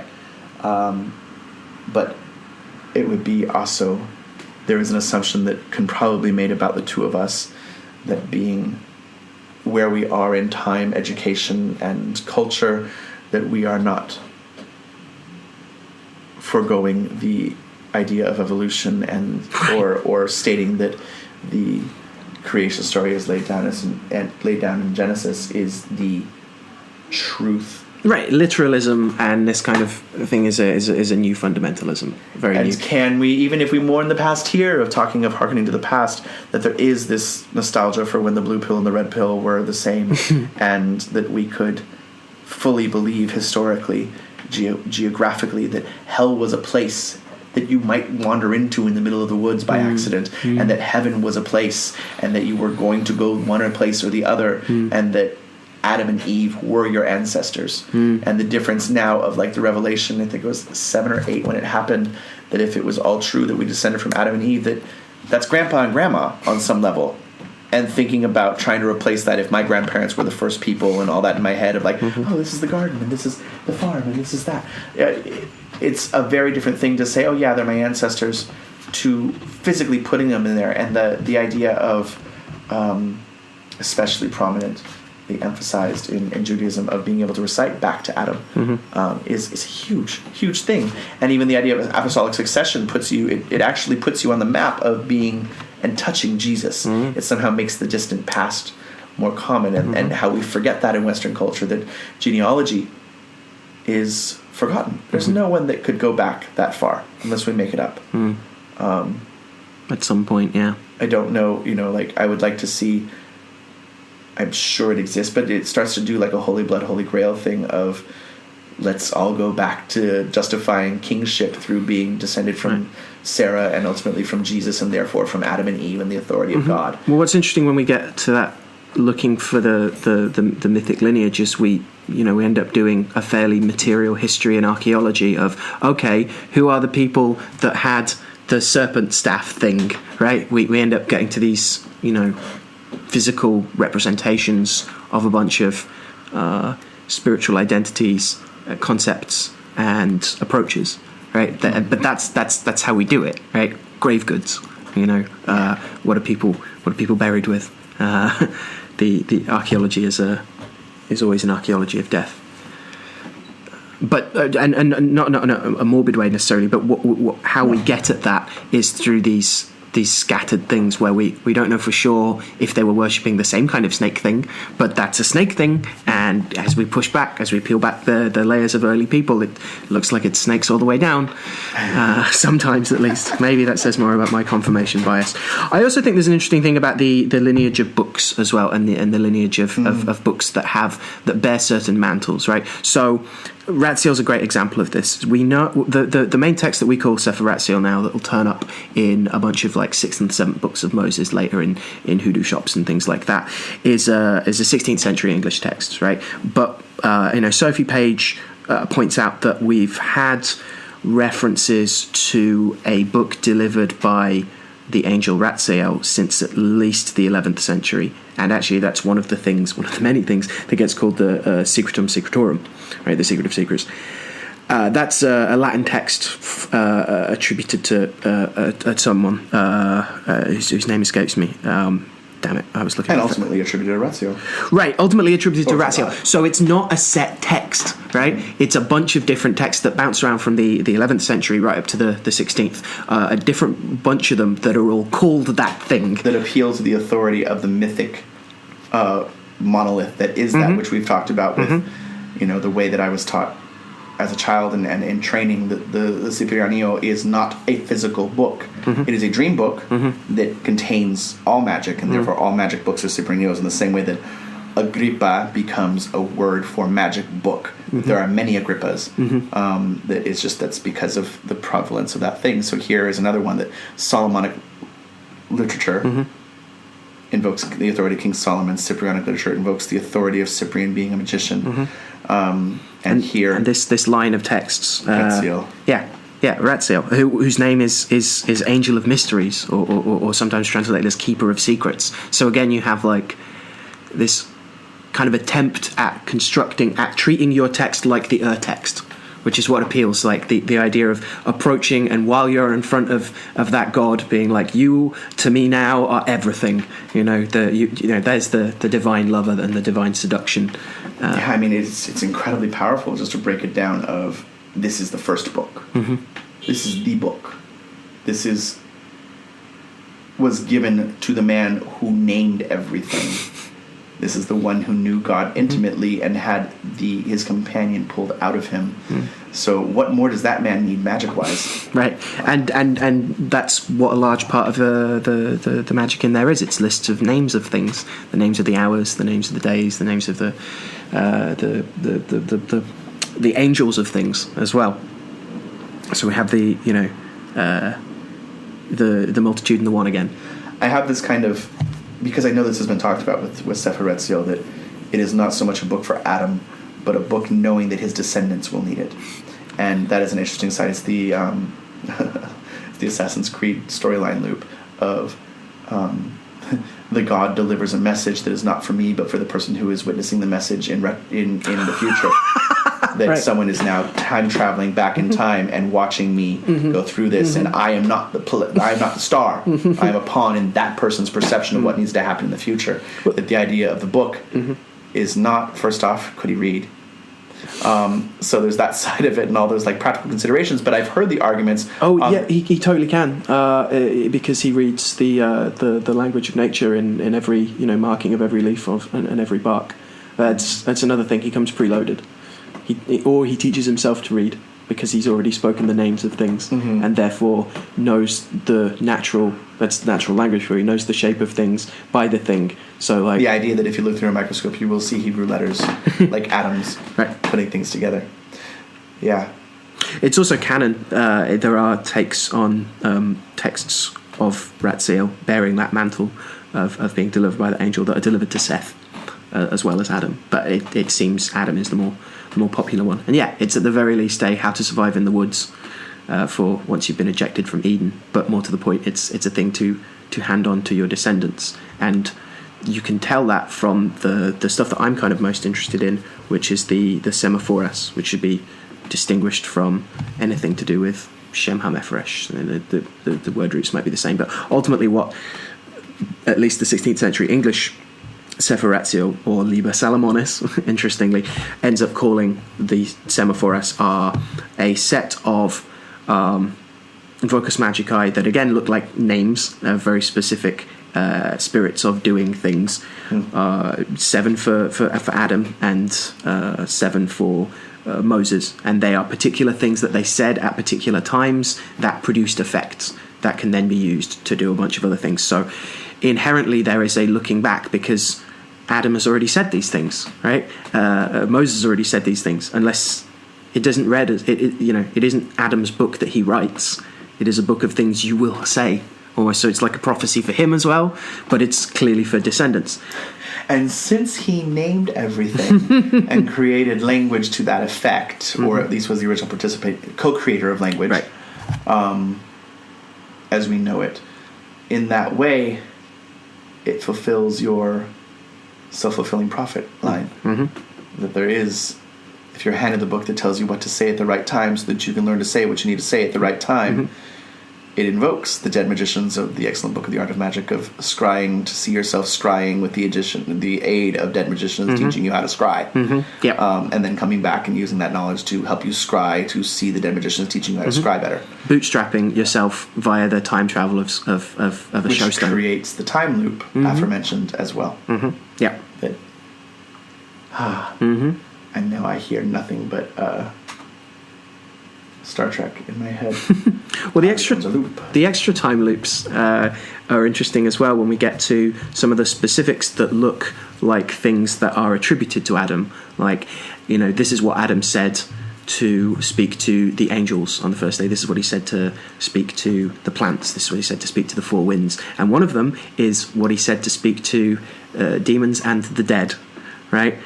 Who are the dead in Eden? Like, even on the way out, The right? 2 other Eves. There we go. Well, at least one of them. Okay, so we've got that as an option, and then we're also back to those 3 dots above the first letter, right, in the Bible, which by some heresiacs suggests that there were Even Midrashic, that there were other worlds before ours, that we got the 3rd time round, which is...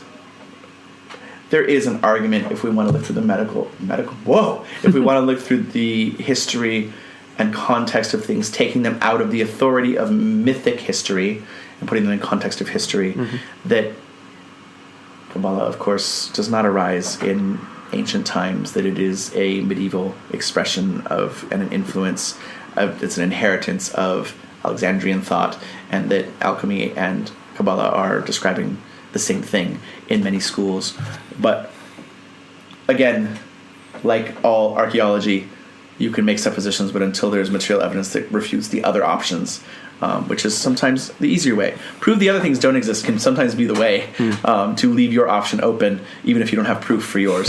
But that is interesting too, that around the same time period you get the Sefer Retziel first appearing in print.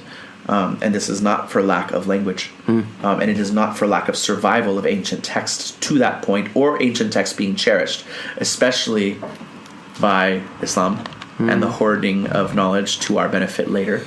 I will always push the Islamic Spanish seeds of the Renaissance, that as far as literature and access to ancient knowledge is as important as the artistic revolutions that happened in Italy. Sure. And all of those, what even is a Renaissance to an Italian peasant kind of stuff, did people know they were Renaissancing while they were doing it?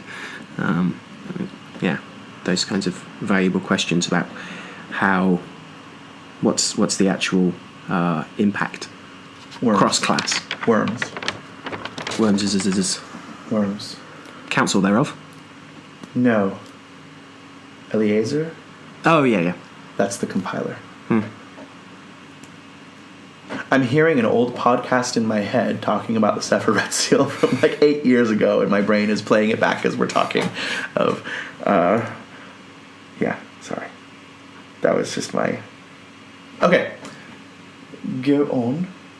Why? Why is this book interesting? Does it display similar magics to its contextual, to its contemporaries? Yeah, absolutely. It's generally talked of as being quite a standard text. It gives the standard suffumigation recipes, the standard savors for each planet.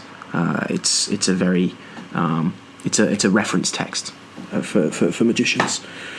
Lists of the names of the hours. You're not going to read all of those off in one go. You're just going to need that particular hour, right? But they're all there, so it's I could see it being talked about as a reference text. And the time loop is interesting because there is the relationship, as we've talked about, in the overshadowing of Mary and the new Eve and these types of things, that Abraham becomes the new Adam within the context of Retziel. Right. That through the needs of what Abraham was going to be, Retziel returns to teach Abraham and kind of renew and vivify the spiritual practice, which then you have a book again going back in time. He's going back in time, and the book preserves what Adam said. So was he instructed on how to say it, or was it, was the Abrahamic version of it that then cataloged it? Was the book updated, or was Adam given a script as to what to say at the right time to ensure the rule of the world? And interestingly, going on that, I don't know why I'm even associating it with a star, but maybe it's because of the 1 and 7 thing. But the Heptameron is based heavily upon Sefer Retziel, is it not? There's certainly a bunch. They're using the same. They're using the same correspondences and whatnot. some of the speeches are more from the exorcist manuals. Some of the particular exorcisms and the conjurations are from there rather than from Ratziel. But yeah, clearly it's related. It's drawing from a common corpus of practice, certainly. The original. The Debano Heptameron. Yes. Yeah. Is there any other? Of course there is, but that is what I mean. Yes. A Cyprian one. For a start. And several modern ones. Yeah, and some of Ratziel's stuff is based around, like, when it's describing itself in the first chapter, it makes a big deal about how, it was found in 7 books of 7 treatises, and lists them off like that, in that way. It is, it's notorious, the book. Is it not? Like, it's condemned very highly on at least 1 or 2 lists of bad books. Well, again, I think that's a fascinating aspect of the more, like, the higher up you go, and there is talk that Ratziel is Metatron in some heresies. The higher up you... Metatron before the Enoch becomes Metatron? It's the heavenly body of Enoch. And we all live lives in heaven before coming down, and we're all angels, which is why you get your wings when you die. You go back. Oh, this is some heresy. But the higher up we go, the more powerful it is, and thus the more challenging it is to extant church authority, I think is the easy way of putting it. And again, that's because I like to really put Ratziel front and centre in terms of it. Any D fascinations with Ratziel? Things that I really don't like about it? No, D. Oh, John D. Right. John D. Sorry, not defascinating. The concept of making English something Philip less fascinating. Defascinatio in the Latin, I believe. No, because Dr. D. Yes, Dr. D. I don't know off the top of my head. I just know that you are more versed in this than I am. But the obsession of Ratziel being about the speech, the angel of speech, the angel of transmission of this. Certainly, I wish to be a partaker in the mysteries of the highest. Right? Yeah. Well, that's an interesting point about one of my things that I like to rant slightly about is that D is exceptional, but he is not an exception. Right? He's very good at what he does. I don't want to do that typical kind of, well, he can't have been that special. Someone convinced him to let him sleep with his wife, like this kind of dismissal. Right? I'm not suggesting that. What I am saying is that there is more that places D in common with a lot of magical practitioners of his time and slightly before than there is whole cloth, either depending on whether you believe he received things or made them up, or Kelly made them up, or wasn't testing their unconfirmed personal gnosis sufficiently. He starts with Michael, right? The first thing you do is you get a stone and you get a good prayer, and you preferably to an angel, preferably an important one, and you pray until they turn up. And then when he does, he gives him a ring, which also connects him to, if not specifically the Ring of Solomon, Pele, that which works wonders. You're giving like the same kinds of tools. You're doing it in the same kind of way, and it is Michael that then allows all these other guys to start turning up, and actually warns him that there's and the second time he turns up, I think, going through the 5 books, it's been a while, that there's a horrific thing that he has to deal with. There's a dark presence that's causing his children great harm, and this freaks him out greatly. But I don't want my palm red. It's right. Put your hand in the box. We're just to say that the angelical stuff, comes from comes from an initial interaction with a particular angel, a particular important angel who is like God and especially close to God. And this context too, that of angels are part of natural law. That because they have no free will in the majority of understandings about them, that if they are communicating from on high, and it keeps the the mesla flowing the direction that makes everyone comfortable by natural law. That God can send a message to us, and the angel's faculty is to be able to speak back, but only in so much as to deliver the message or be an agent of God's will. Right. What's that Greek about? The word for slave is tool that talks. Oh, Right. I did not know this. Tool that talks. That's one of the ones I've heard, which is fascinating in terms of contextualizing what it is that Lucifer is ultimately falling for, or not falling for.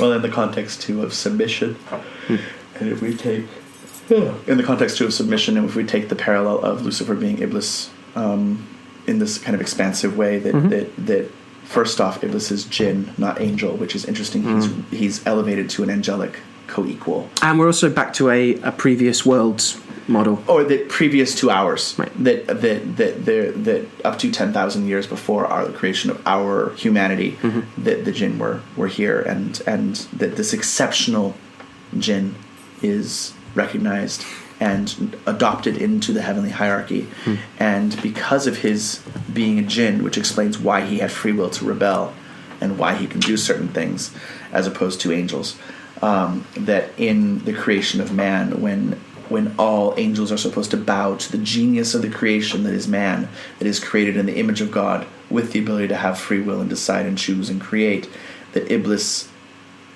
in devotion to God, in devotion to Allah, refuses to bow.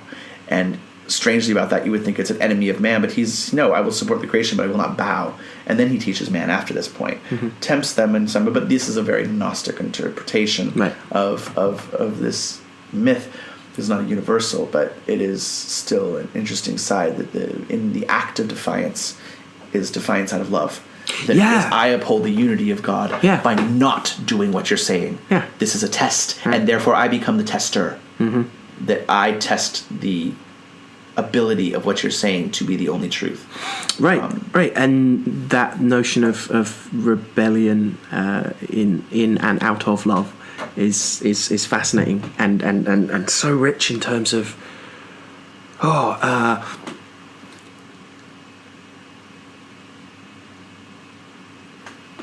the notions of things like the tolerance. Like, is it enough to just turn up to church, or does one have to believe as well? That's a tangent. No, sorry, I need to edit that down and out.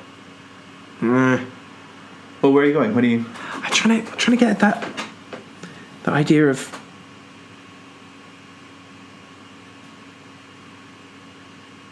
not being jealous of mankind, but wanting the best for it, and the best is not to be told what to do all the time.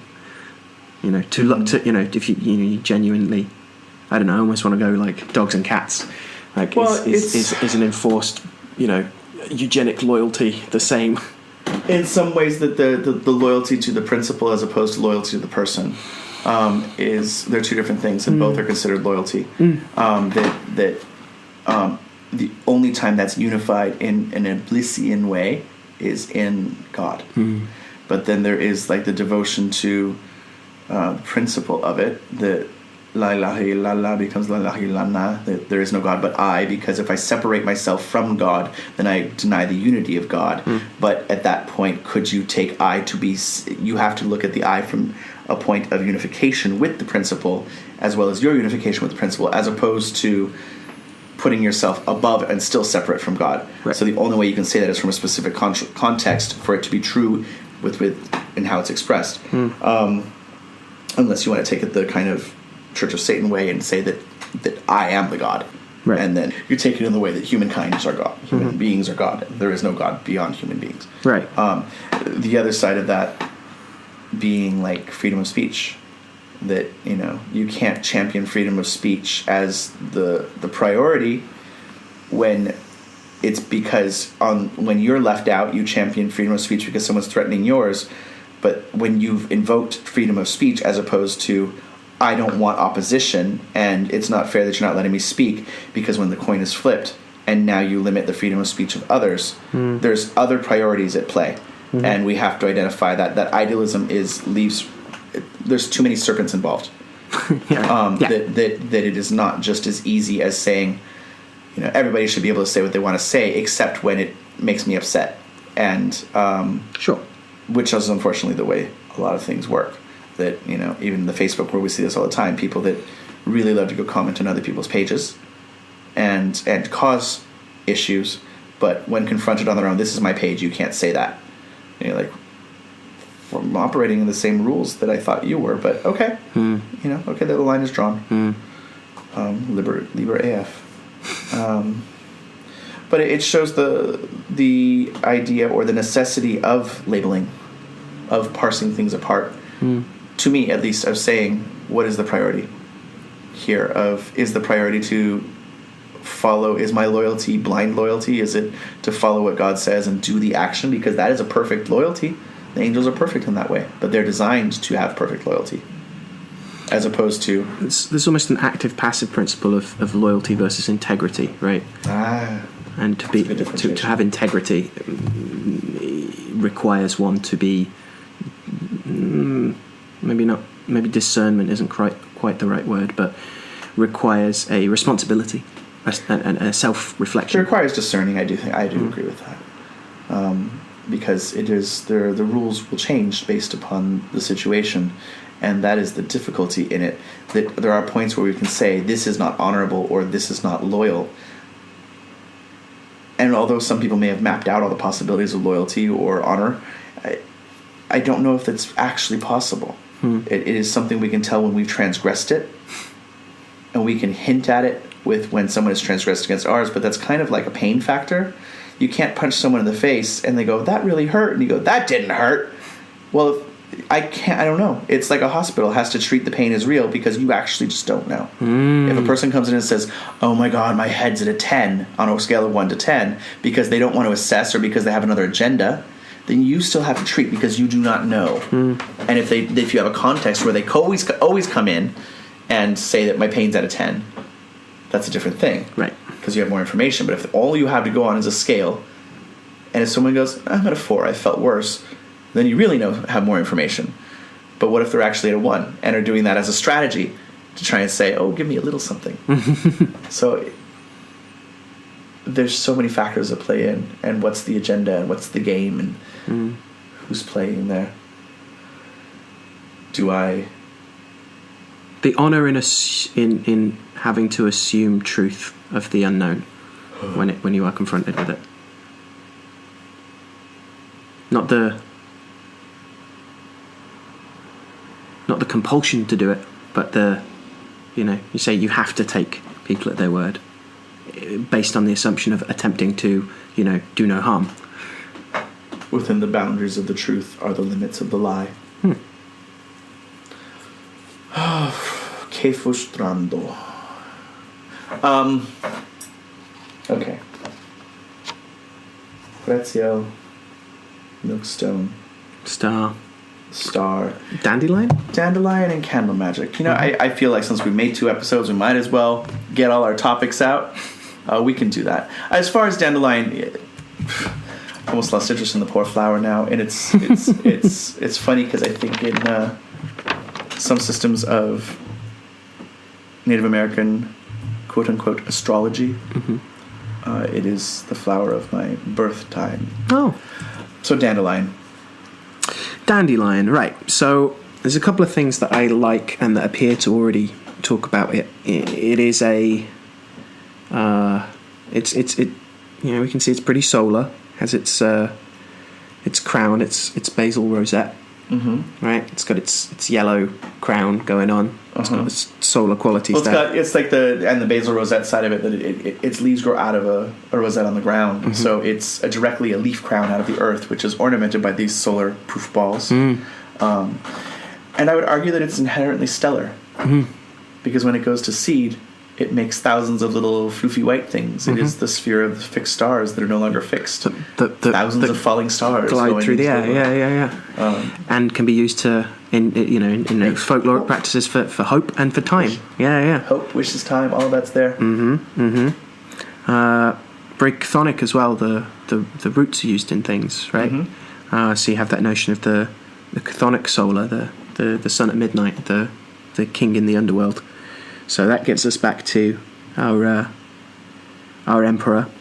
It's crowning out of the earth, and it's also these many things that come from the one falling out of the earth into the air. Yeah.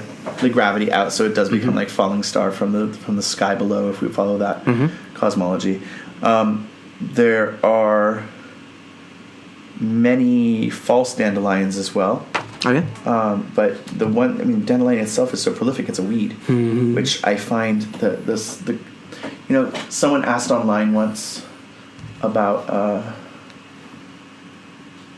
if I had a deeper relationship, I would just say her name. But on Facebook, a friend asked, I found an abandoned bird's nest. What could it be used for? And I raised the question of, what time of day did you find it? Was it abandoned with feathers in it? Was there pieces of broken egg in it? Did you find it on the sidewalk? Did you find it in the tree? Are you emphasizing the abandoned side or the bird's nest side? What kind of bird was in it? Because all these and the questions went on from there, because you have to look at all those contexts if we really want to know what its potential is. And as such, with dandelion, there is the important classification of it as a weed. Tenacity is a huge thing. Adaptability and survivability at all odds of diversifying your resources.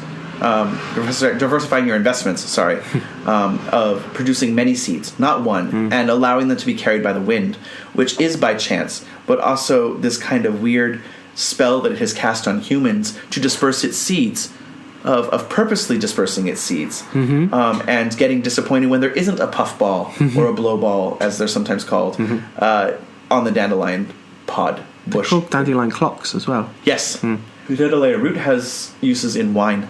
The leaves are incredibly edible, nutritive, really good for when you're going hiking, to preserving water, right? Preserving water, and just high in beneficial metals. The preservation of water, it gets interesting when we know that it's called piss the bed, and is used as such a diuretic. Yeah, certainly.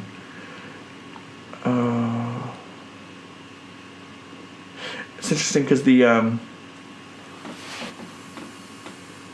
I actually don't know if it's to all plants. I just know that the stalk is called a beak on dandelion. Oh yeah, because it's just take the beak of this. But dandelion is dandy lion, right? Yeah. So lion's tooth. Or just a super fancy lion. This lion's a dandy. Foppish big cat. Oh, I like the cowardly lion, perhaps. So it is a common flower that is shunned for that factor a lot of times. Not considered a beautiful flower, but certainly, and it's. I'm assuming it's a composite, meaning.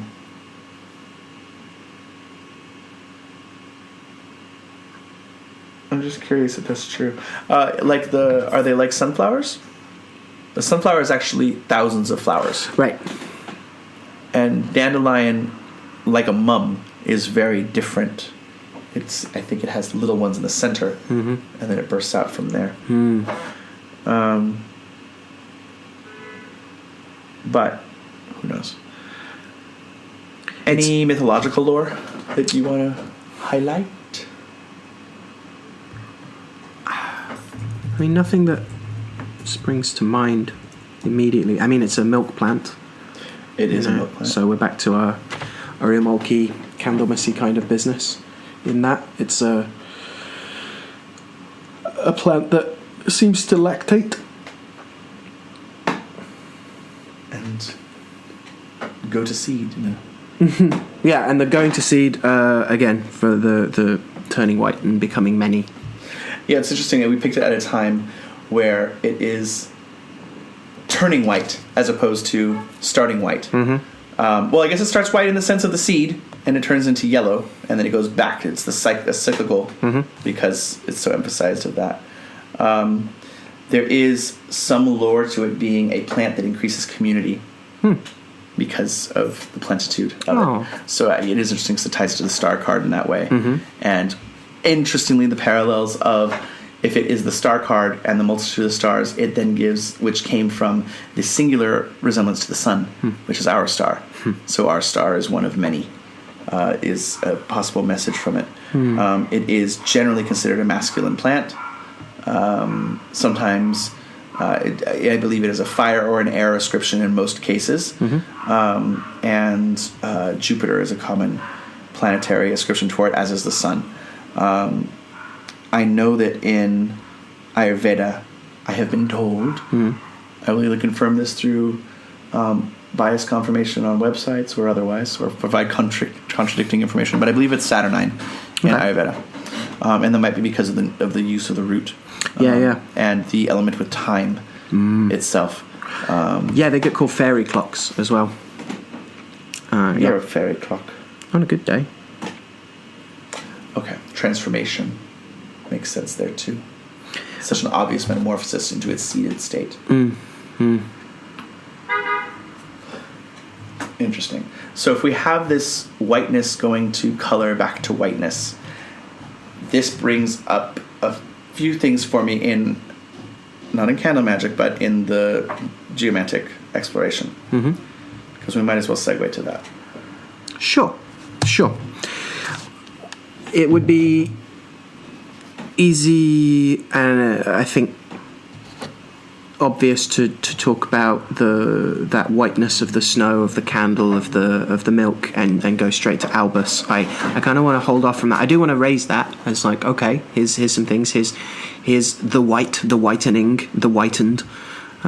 Those are useful and interesting things. For me, Albus has this quality of like hermity, kind of withdrawal, solitude, taking a step back, the distance that attempting objectivity requires, and again contrasting that to Rubeus and its red mist and its becoming overly involved,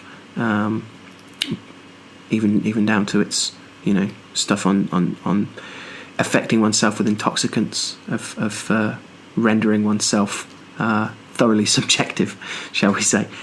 So there is this quality of so this is one of the main things that I think about with Albus, which doesn't quite seem to fit the notion of the preparation for spring, the purification before making the incision into time through which the future can be birthed. Right? It's not quite a figure of foaling,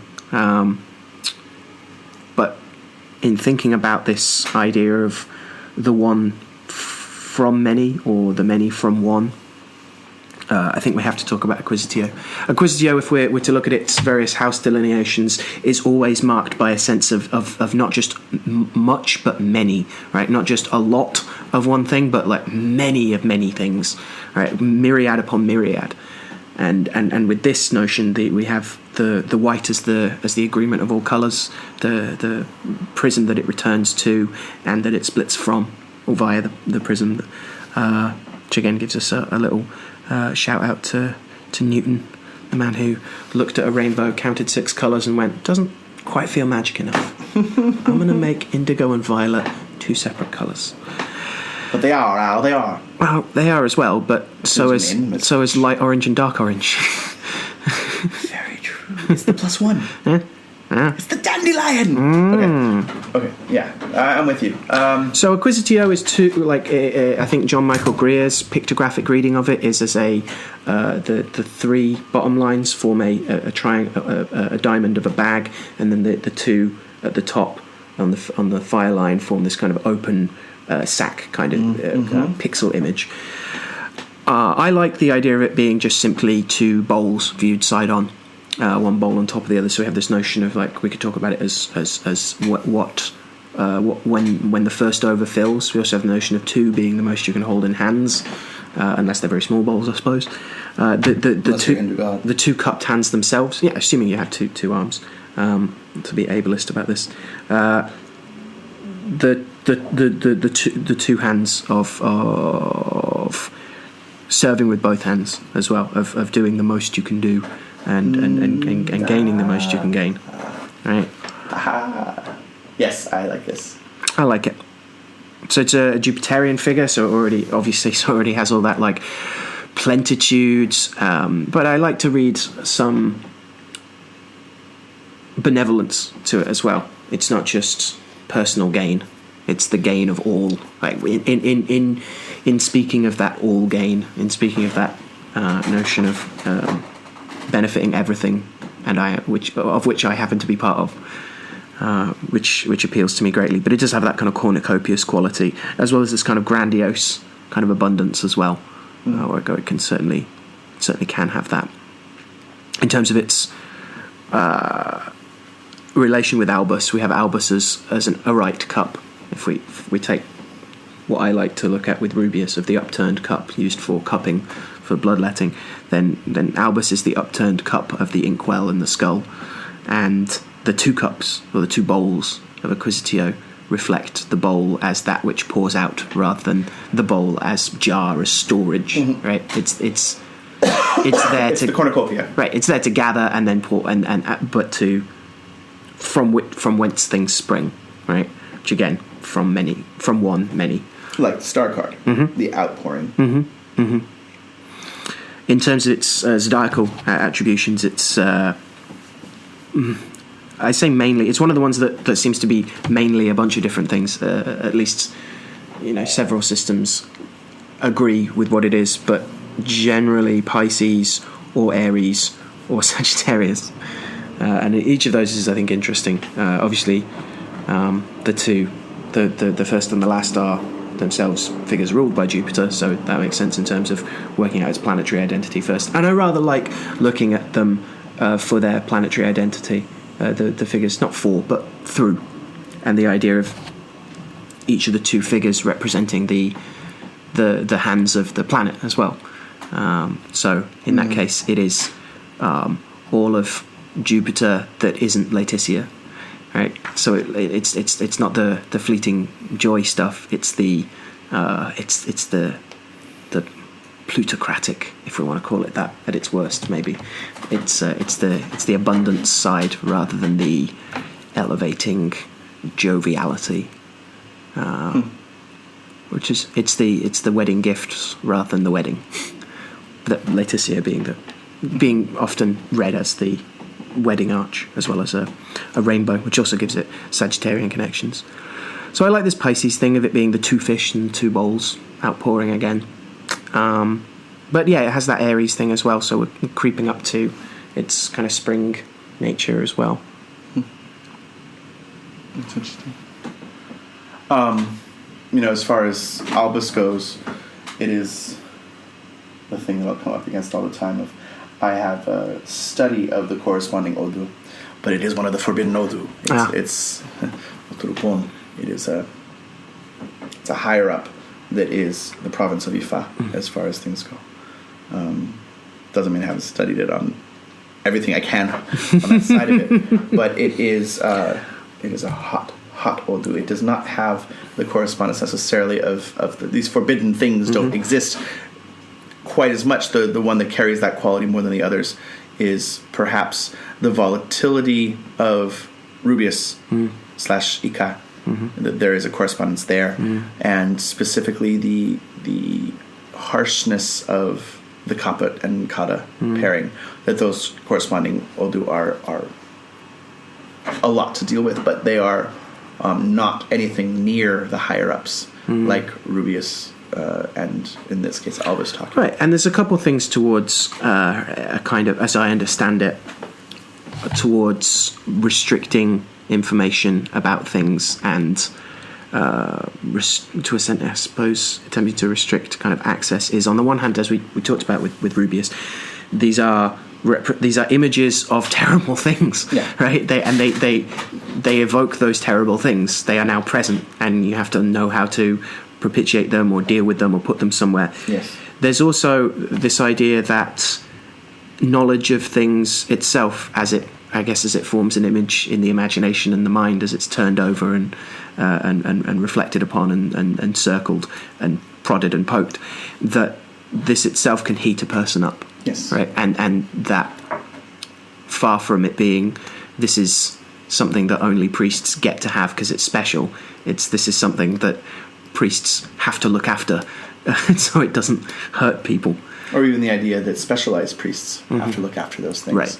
that the spirits that speak in those signs can be extremely difficult, even for someone who has a lot of work and a lot of protection from different spirits, that there are spirits that will specifically help oversee the extreme nature and breadth of those signs.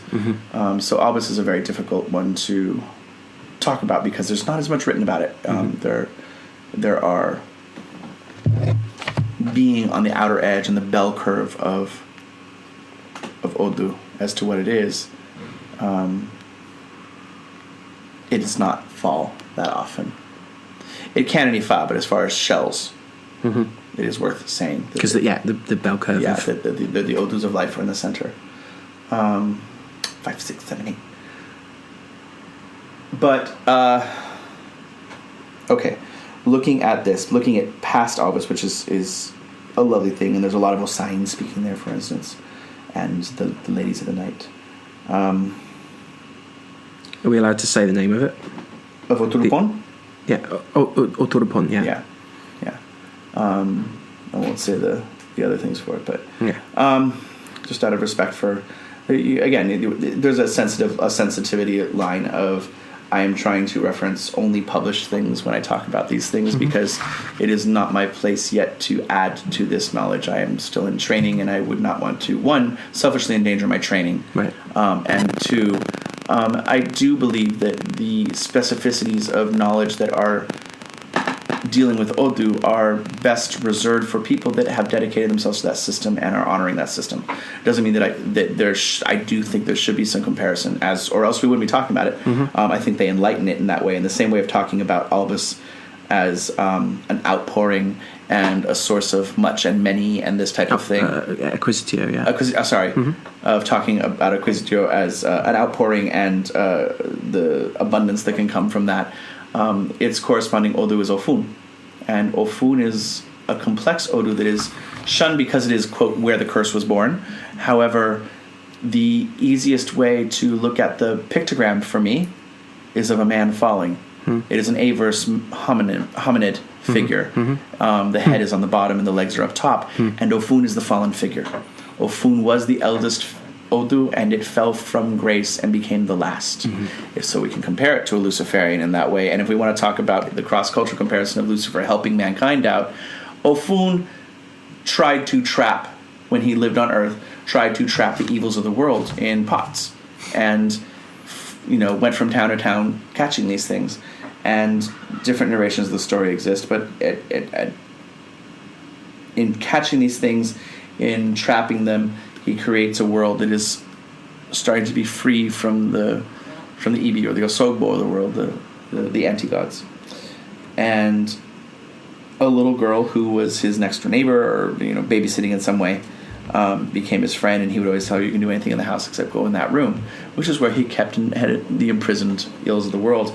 And this is the Pandora's box story of Yoruba cosmology, or at least as the Lukumi and Cuba talk about it. And she lets them all out because of curiosity. She pulls back the sheet, and I've heard differing accounts of she died, or her hair turned white, or the fright that happens. But there is no hope. There's no hope at the end of this. I was going to say, the side of it is that he is shunned and has to leave the village and continue doing his work. And this is the nature of Ofún. It is the wounded healer that is not appreciated in some ways. There is the accusation of molestation towards him. That is, this thing of, you have endangered a child, what did you do to her, and that type of thing, if you find her dead, and why is she at your house, and all these other things. So when this falls, there is a very strict code of behavior that is applied or recommended, because no matter what you do, the fall is perceived. People want that. The other side of it is that this sign, the curse that they're actually talking about, where the curse was born, this is where money is born.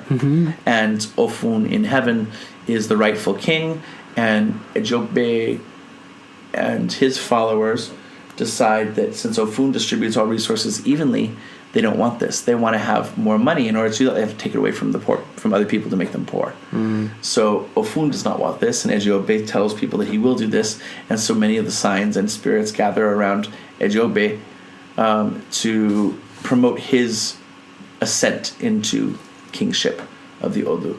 And they set a contest up, and it's rigged, and Ofún loses. And in this approach of the hierarchies of power and distribution of wealth, Ofún introduces money into the world and say, if you're really going to measure your wealth, here's how you do it. And there's this side of that, this Odú gives tremendous wealth if you know how to use it. This Odú gives tremendous healing ability. But if you take Death's job away, you take her feast away too many times, she has no choice but to come after you. In this Odú, Death is your godmother. Not your bride, which is in another Odú. But it is an intrinsic relationship where you have to walk a very thin tightrope. And in that way, it shows its relationship to Ejiobe, which would be Via, which we talked about in the first episode, that the behavior is incredibly needed to modify things. You must follow all the prescriptions of Ogbe to hang on to what blessings you do have. And it can be a tremendous source of wealth, both spiritually and monetarily, if you follow that strict behavior.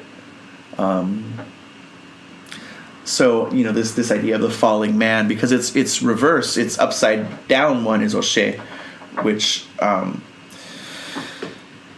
is Amicio, correct? So Oshe, to bring in one more sign into the mix, is the human upright. It was the youngest, and now it has Ofún behind it, but it's still considered the youngest, but it's our ability to appeal to the gods and be heard.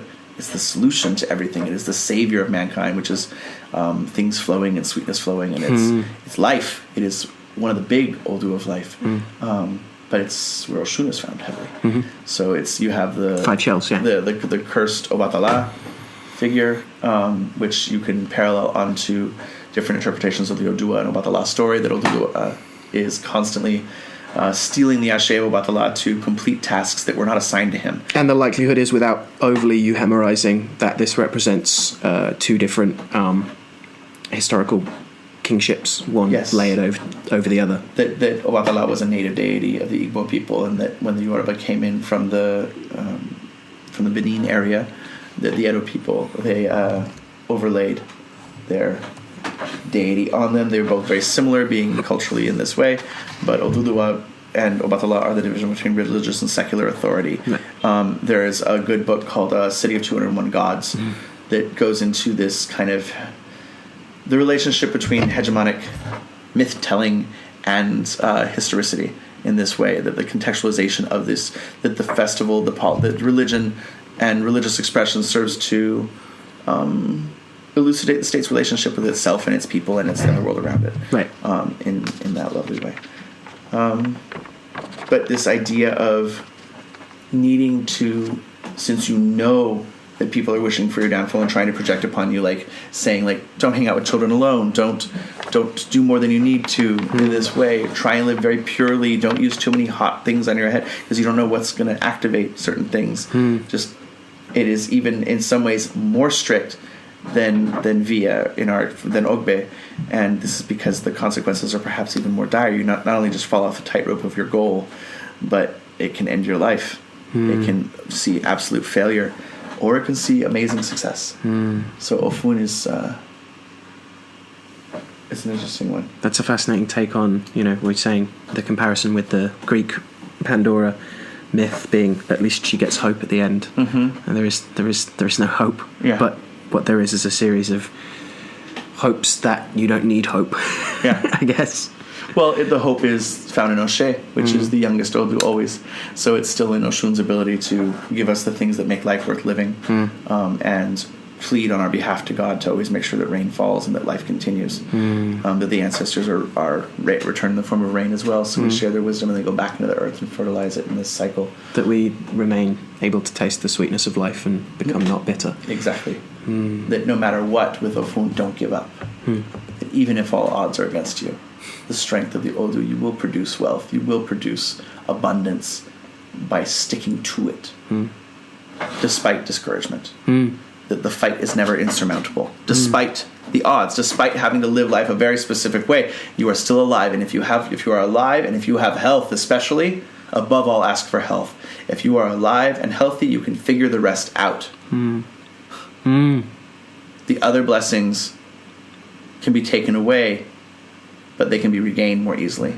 Health away, life away. It's why death and disease are the 2 leaders of all the Osogbo, of all the Ibi, all the warlords, the Ajogun. the anti-gods, because if you take health away, it will lead to death, and you have no option. Right. If you can keep health, even if you're not dead, as long as you have life within you, you can do something. So I guess that's the hope. Yeah. Yeah. The hope is that, Hope in ourselves. yeah, count your blessings, still alive, even if people hate you. Not Even dead if people yet. wished you wanted your... Right. Yeah, not today, Satan. Not today, Satania. Yeah, get thee behind me, Mirim.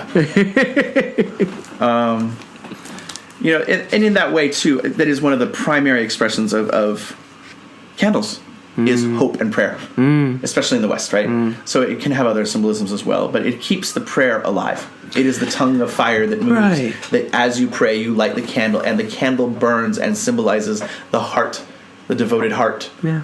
burning. Yeah. The twist of the wick as well, I like to think about.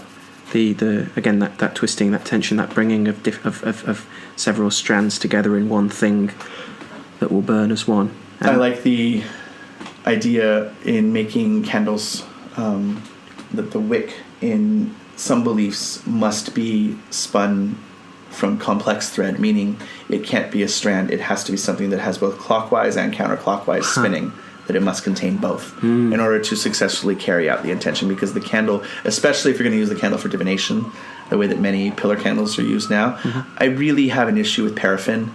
I find that candle divination with paraffin candles, the 7-day pillar candles that are really only 3.5 or 4 days, it's very hard to divine with chimney candles in this way, because the impurity of the paraffins and the wicking and everything like that, it doesn't quite feel the same as reading the melted wax off of something. I understand that there's a whole school that's developed in reading these things and seeing the success of a spell or something like that in that. That's often how much it's burning, rather than looking at the chiromancy. Rather than like wax divination, it's a replacement for wax divination. It's a pyromancy. Yeah. Well, not only just pyromancy and how it's burning, but a smokeomancy of its interaction with the glass. What patterns of smoke are there? Is there smoke on the top half, the bottom half? What's the motion, the movement from that is more important than necessarily. Well, capturing motion in stillness. Tree rings, and pouring wax into water as well. I like doing that, and I like being able to take those things and if it looks ill, pouring more wax on it, like changing the fortune, changing what's manipulator of lots. You are. Yeah. Back to Nick's sorcery and sortilege. Candle magic, there are quite complex examples of it in especially as promulgated in the 30s through 50s, right? And in the revival of hoodoo. Gamash. Yeah, Henri Gamache. But in this, having an astral candle or a candle for the person's guardian angel and their zodiac sign and moving things around and closer together or repelling them. I always thought, I wondered how. I know the stars are referred to throughout history as like those great lanterns. I always thought but did people really do 7 candles for the 7 planets? Yes, they did. Yes, Campanella's anti-conjunction kind of astrological fallout shelter that he builds for the Pope it's listed right there. Five of one kind of candle and 2 of another for the 2 luminaries, categorically done. The 7 lamps of the temple. This is mentioned, and then the difference between that and the Hanukkah, the menorah versus the Hanukkah, and this extra lamps that are needed there because of remembrance of a night as opposed to the function of the lamp itself.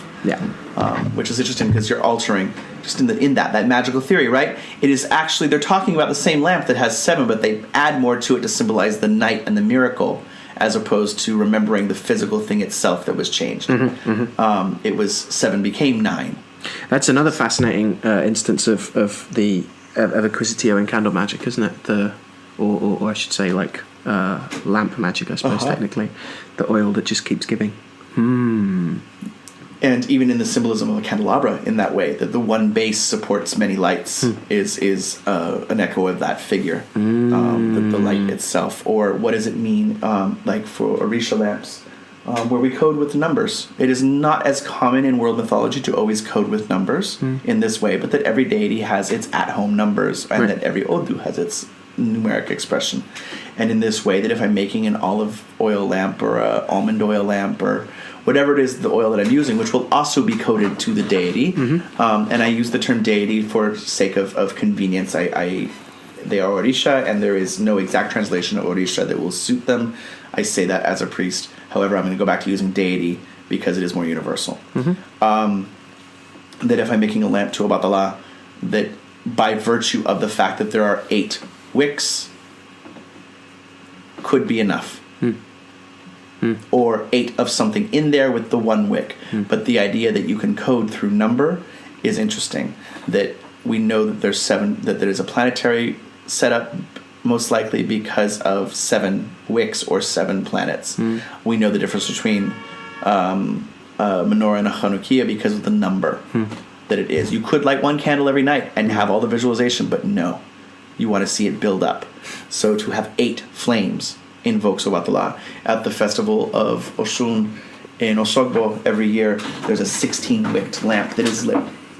16 is the number of all Odú, it's the number of Orunmila, and it's the number Oshun uses it because she's the wife, the Apatebi of Orunmila. So the 16-wicked lamp becomes important there.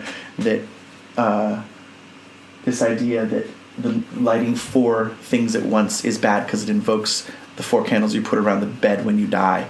That 4 candles in a room can be terrifying in that way. 3's also not a good number for... 3 can be hard, 3. Yeah. But it's the number of certain Orishas as well. And certainly the Trinity in church looks that way. But look at that you must have 6 candles or more for a high mass in the Catholic Church. The idea of a 6-candle mass is used, especially in like the 12 truths of the world. The 6 candles of the mass. Not every mass has 6 candles, but you have to have 2. Must have 2. I like the 2-candle thing in Ocha traditions around. We praise the Orisha in Orun, in heaven and on earth. Yeah, that's awesome because that 2 coming from neo-pagan perspective, two lights feels very Hecate, and but not just opening a door to somewhere or a crossroads of something, but the meeting of heaven and earth, and the sense of being. And even from the Hecate thing of where you're coming from, where you're going as a road, as a deity of that road, the 3-way crossroad. Well, if you're not the 4-way crossroad, we're talking 3 ways. You've come from 1 way, so you go left or right, and here's your options. And this thing that let me illuminate your path. Look at where you've been. Look at where you're going. And here is the moment to decide. And similarly, that we always offer 2 candles to everything, Orisha-wise, because the other side of it is similar to heaven and earth. It echoes the living and the dead. Candles to light your dead. Candles to light your gods. And go from there. That the twin flames becomes important. That in the Feast of Pentecost, which I'm sure we'll do an episode on or around, that the idea that humans in their receiving the gifts of the Holy Spirit become living candles. They have the light in them. They become the flames of tongues of flame are seen over their head, as symbolized in St. Judas's common image. All of that is gorgeous. To become a living candle, whew, and then the whole I burn my candle at both ends will not last the night. To idea that you're working yourself too much with this. What is it when a flame through divination this way splits? All of that. The forked tongue. The forked tongue, absolutely. I mean, again, going back to oil lamps, I am a huge fan of oil lamps, and it is an easier time than ever.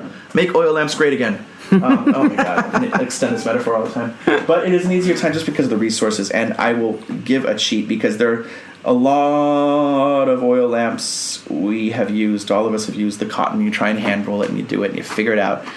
It can work. But I will highly recommend Orthodox floats. I don't like the smell of paraffin.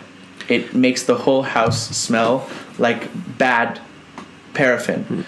So the floats are the little, they're like a couple of coins thick and about that size of cork with the spaces in to insert these wax covered kind of wicks. They are beeswax covered wicks, and the importance of that is that these wicks that you can get on eBay for like 100 for $5, or a float. You get 15 of them for $5. They're imported from Greece.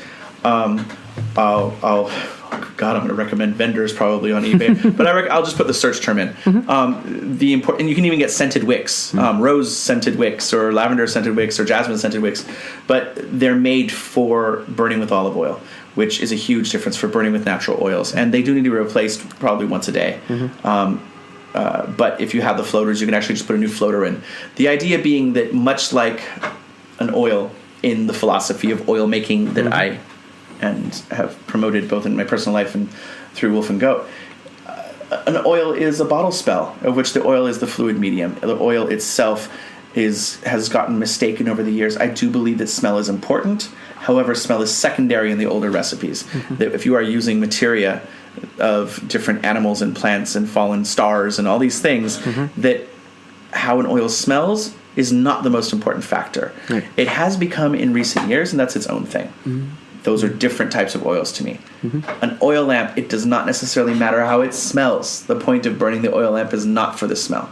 But by adding in, hollowing out a honeydew melon and putting in things in 8s that Obatala likes, and putting in almond oil and putting 1 wick, or 8 wicks if you can, is a lamp that is naturally honed into the ashe. It increases the ability of that orisha to manifest on the earth. It is a token offering of an energy exchange, sure, of, I've sacrificed these things and I light it and you give me what I want, but I look at it on the other level of, you've gathered those things in one place. It increases the ability of the orisha to manifest, not just as a payment, but as a natural place, a portal, and a concentration of an that instantiation. thing. Yeah. So by the nature of those things, it is the sum is greater than the whole is greater than the sum of its parts. Right. And whenever we do those kinds of devotional things, as well as asking for particular outcomes and help on that thing, I love that thing of the language of to wash a floor is to make Yamaya. Yeah. Right. The deity of water is, we interact and make her as opposed to worship her. That it is the activity of daily life that we interact with the gods through.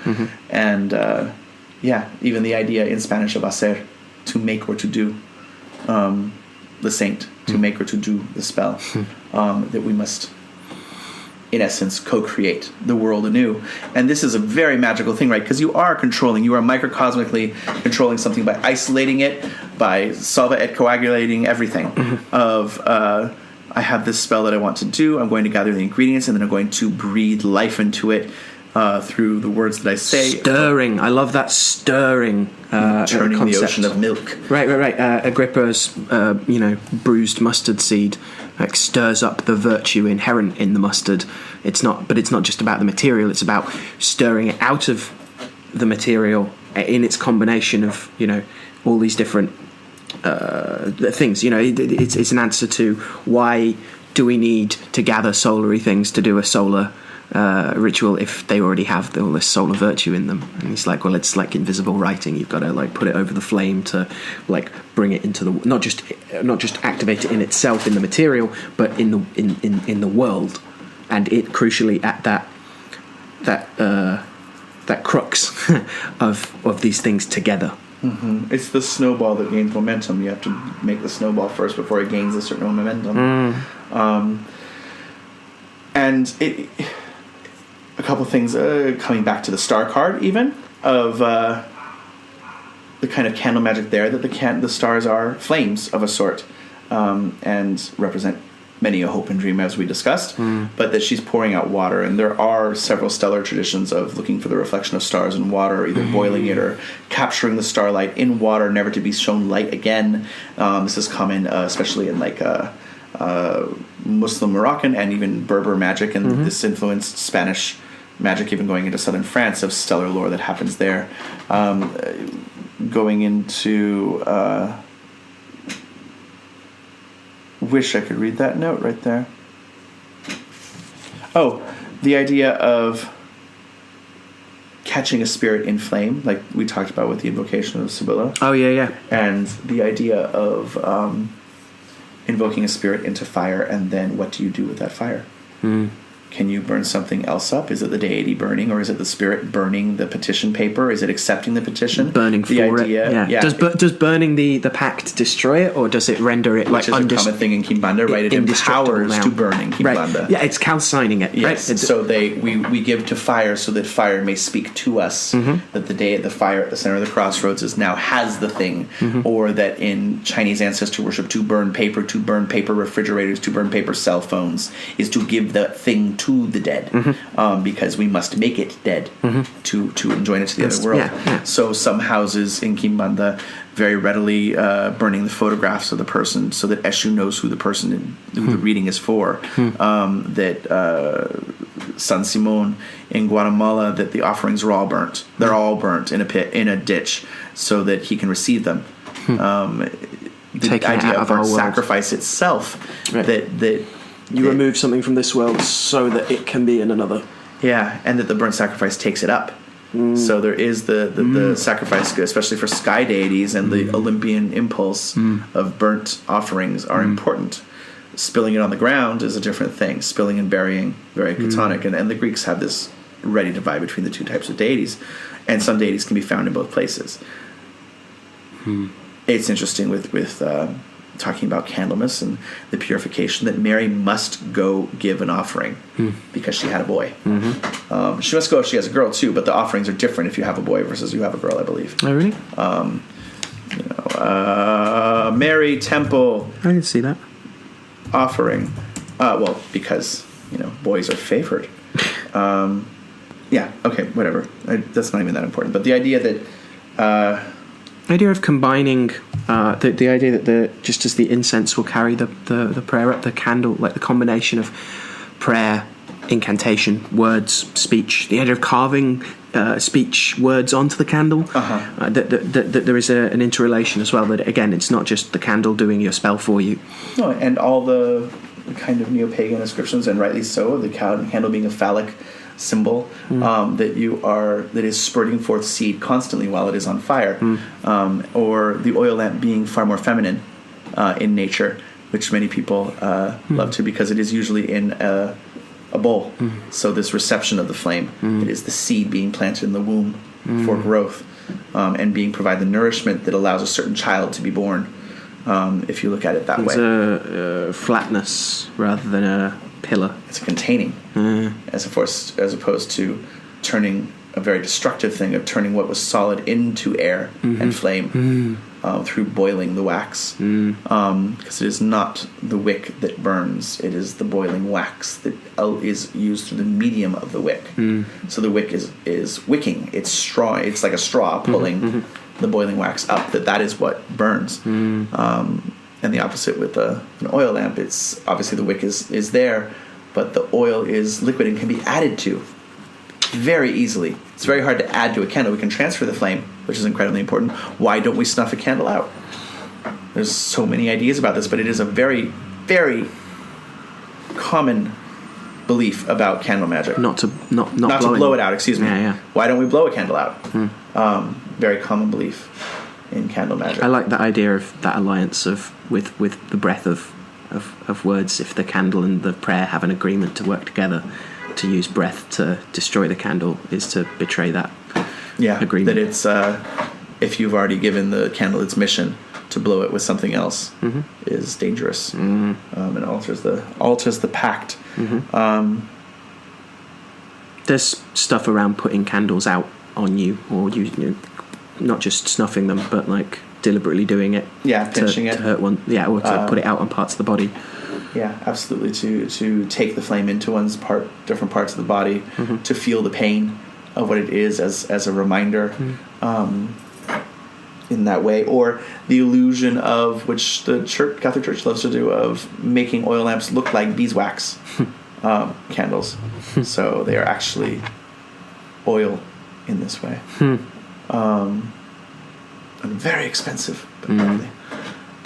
One more piece of candle magic I wanted to ask you about. Lamp black. Does it count? As candle magic? Let's say the making of lamp black, not the use of it. Okay. The making of it, I would say, counts as a profound act of candle magic. If we want to talk about grimoires in general, and of course our love of lamp black being ink based, and I can extend it to fine, you have your 7 candles to represent the 7 planets, or the use of silver spoon or different metalled spoons, with silver being exceptionally good for lamp black. Imagine the wooden handles on those spoons being keyed into certain associations, and the spoon having been only cleaned in the tea or tisane of herbal associations in that way, and that depending on the planetary hour, you then collect lamp black in certain planetary hours only from a candle that has been consecrated to the same planet with the symbols and characters of that planet carved upon it, and oils rubbed upon that candle. Or a fire kindled with woods in certain planetary hours with things carved into them, and essential oils or herbs added into those flames to collect that which makes ink, to the relationship of Lucifer to knowledge itself, the light bringer, the spark, the torch in the goat's horns, that then can be collected and used. Then you have your 2 bowls of Acquisitio, of just the it can also be in some ways the flame, or the spoon being held over the flame of this.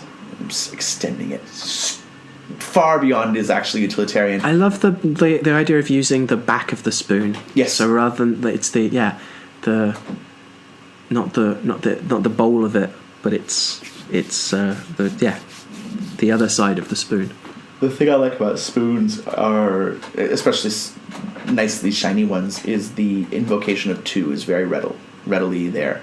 Both the concave and convex, but that it is so easy how many people don't have memory of seeing their weird distorted reflections in a spoon. So by lamp black, by looking at it, you blacken out something to then scrape it off and The put distortion it into ink. of reflection. Yeah, it does play on this type of thing.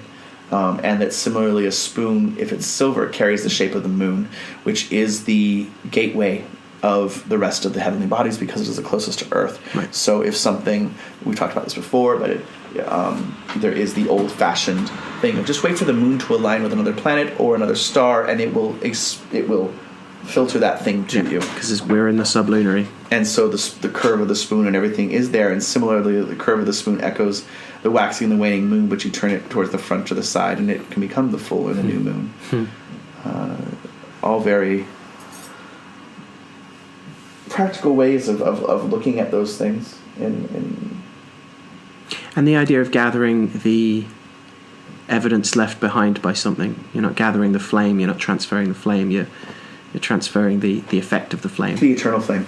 The principle of it must be kindled, fuel must be added, or even on a candle level of the spell needs to keep going, and lighting the match from one candle to transfer it to another, which some people say is fine if you're doing anything except love or peace, because the sulfur in the match head and the accelerant. So they'll light wood that is associated with the spell work or the task at hand, or they use what is used in churches, some type of small thin taper that is beeswax that can burn the flame in that way. Yeah. And then you can actually wave that out because you transferred the flame. Yeah. But the idea of I've seen people do like the 7+1 thing where they have the original intent and then they get a 7-day pillar candle in colors of the days of the week, and they keep the one in the center keeps being replaced, but they look for almost like the house system we talked about with tarot, but they look for the expression of how that planet can help the original spell. So lighting silver or white candle on Monday for the moon, even though the original candle was something color different. And then if you make an oil lamp, which is often a possibility for me, exploring the same thing of adding things in each day of the weeks to tailor it to that, or to take oil from the oil lamp and cook with it, to add it to an existing planetary oil lamp, so that if nothing else, if there's intent going on and there's spell work or devotional oil lamps that are just for certain tasks, that you can then take a spoonful of that oil and add it into the planetary oil lamp of the day, which will then allow you to automatically include that, and it helps you explore the intentions as to how that planet can help that thing manifest. Right. And once you're into that, you can also start playing with the duration of days. Like, do I do a 7-day working, so I'm back to the original? So I start on the planet I want to end on, or do I end on a different planet so that there's a reflection of like the project has to start like this and end in a different way? Yeah. Jen Zart's exploration of this, of elections, should be starting and ending of an operation, that making an oil or starting a task of looking at the start and end operation election in that way, that you could choose, I'm starting on a Tuesday in the hour of Jupiter, and I'm ending on a Saturday in the hour of Mars, and really playing as to what that is. In addition to, with oil lamps, you have the possibility of, I did planetary oil lamps for a while working with the Heptameron Invocations for a year, and then I did the Orphic hymns and changed the oil lamps up, but gathering semi-precious stones and herbs and animal parts in the lamp oil, and just constantly lighting them in that way, but also having a master lamp that, after they had sat in there for a week, the oil, of emptying them in half and putting them into the master lamp so that all 7 planets were represented, or that if I was doing a money lamp, that it had lamp oil from all 7 planets in it, not just, because you can find a way to access money through all 7 planets. It is not just a simple saying, Saturn is the one that hoards it, and Jupiter is the one that expands it, and Venus is the one that enjoys it, and Mercury is the one that steals it. And there are ways to look at how to get your goal through the lens of every single thing, in the same way that every worker can work the spell, but they will have different strengths, and you must learn how to play to your strengths and cater to those different adaptations. Similar to how we talk about anything, you have to see which way the wind is going. Right, and the idea of the working being the prism that unites all these separate factors into the one result, or the one illumination in which the result. One flame to rule them all. Yeah. We've done a pretty thorough something. Yeah. We've done a thing of thoroughness. Yeah, I think everything is in the thoroughness for the first time. Everything is crossed off the list. That's because we made 6 episodes. I don't know what the hours are going to be, but this is 6 hours of material, all in all, which is impressive. But what better time to wake up our intention than this lovely whitening, and may the snowdrops pierce the little snows. So yeah, it's been a pleasure. Please feel free to find us on Facebook, like us there, ask questions, subscribe. Find us on Twitter. We will announce all the anything modified show notes wise, and speaking and that type of thing. The website, which is again www.radiofreegolgotha.com, has our episodes, has links to blogs and resources that we enjoy and respect and find illuminating, and also links to they are links to upcoming shows, talks, webinars, that kind of thing, and our artwork. We both will be speaking at the cursing conference, or the conference on the topic of cursing, at the Museum of Witchcraft conference in Boscastle. Is that how I pronounce it? Okay, good. I don't want to be shunned right out. That's in early May. I'll be at the Virginia Symposium in early June, speaking on Osine, actually. And that will be in Damascus, Oregon. You can look it up at viridisgenii.com. I'll put a link in the footnotes. As well as late February, early March, we'll see a few webinars from me on Kimbanda. Yes.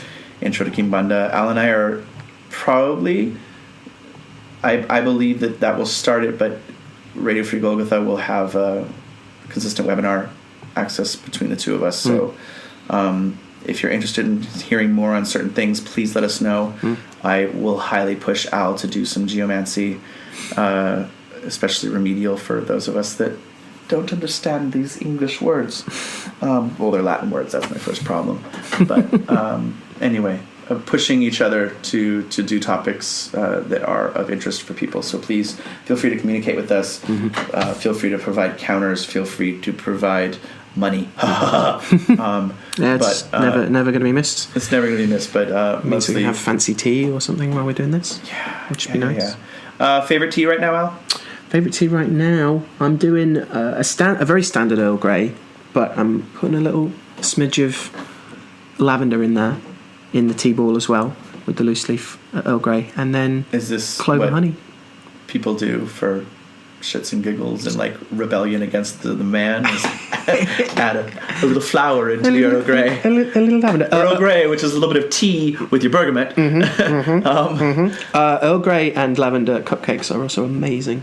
Lavender I icing should is make good. some more. That's good.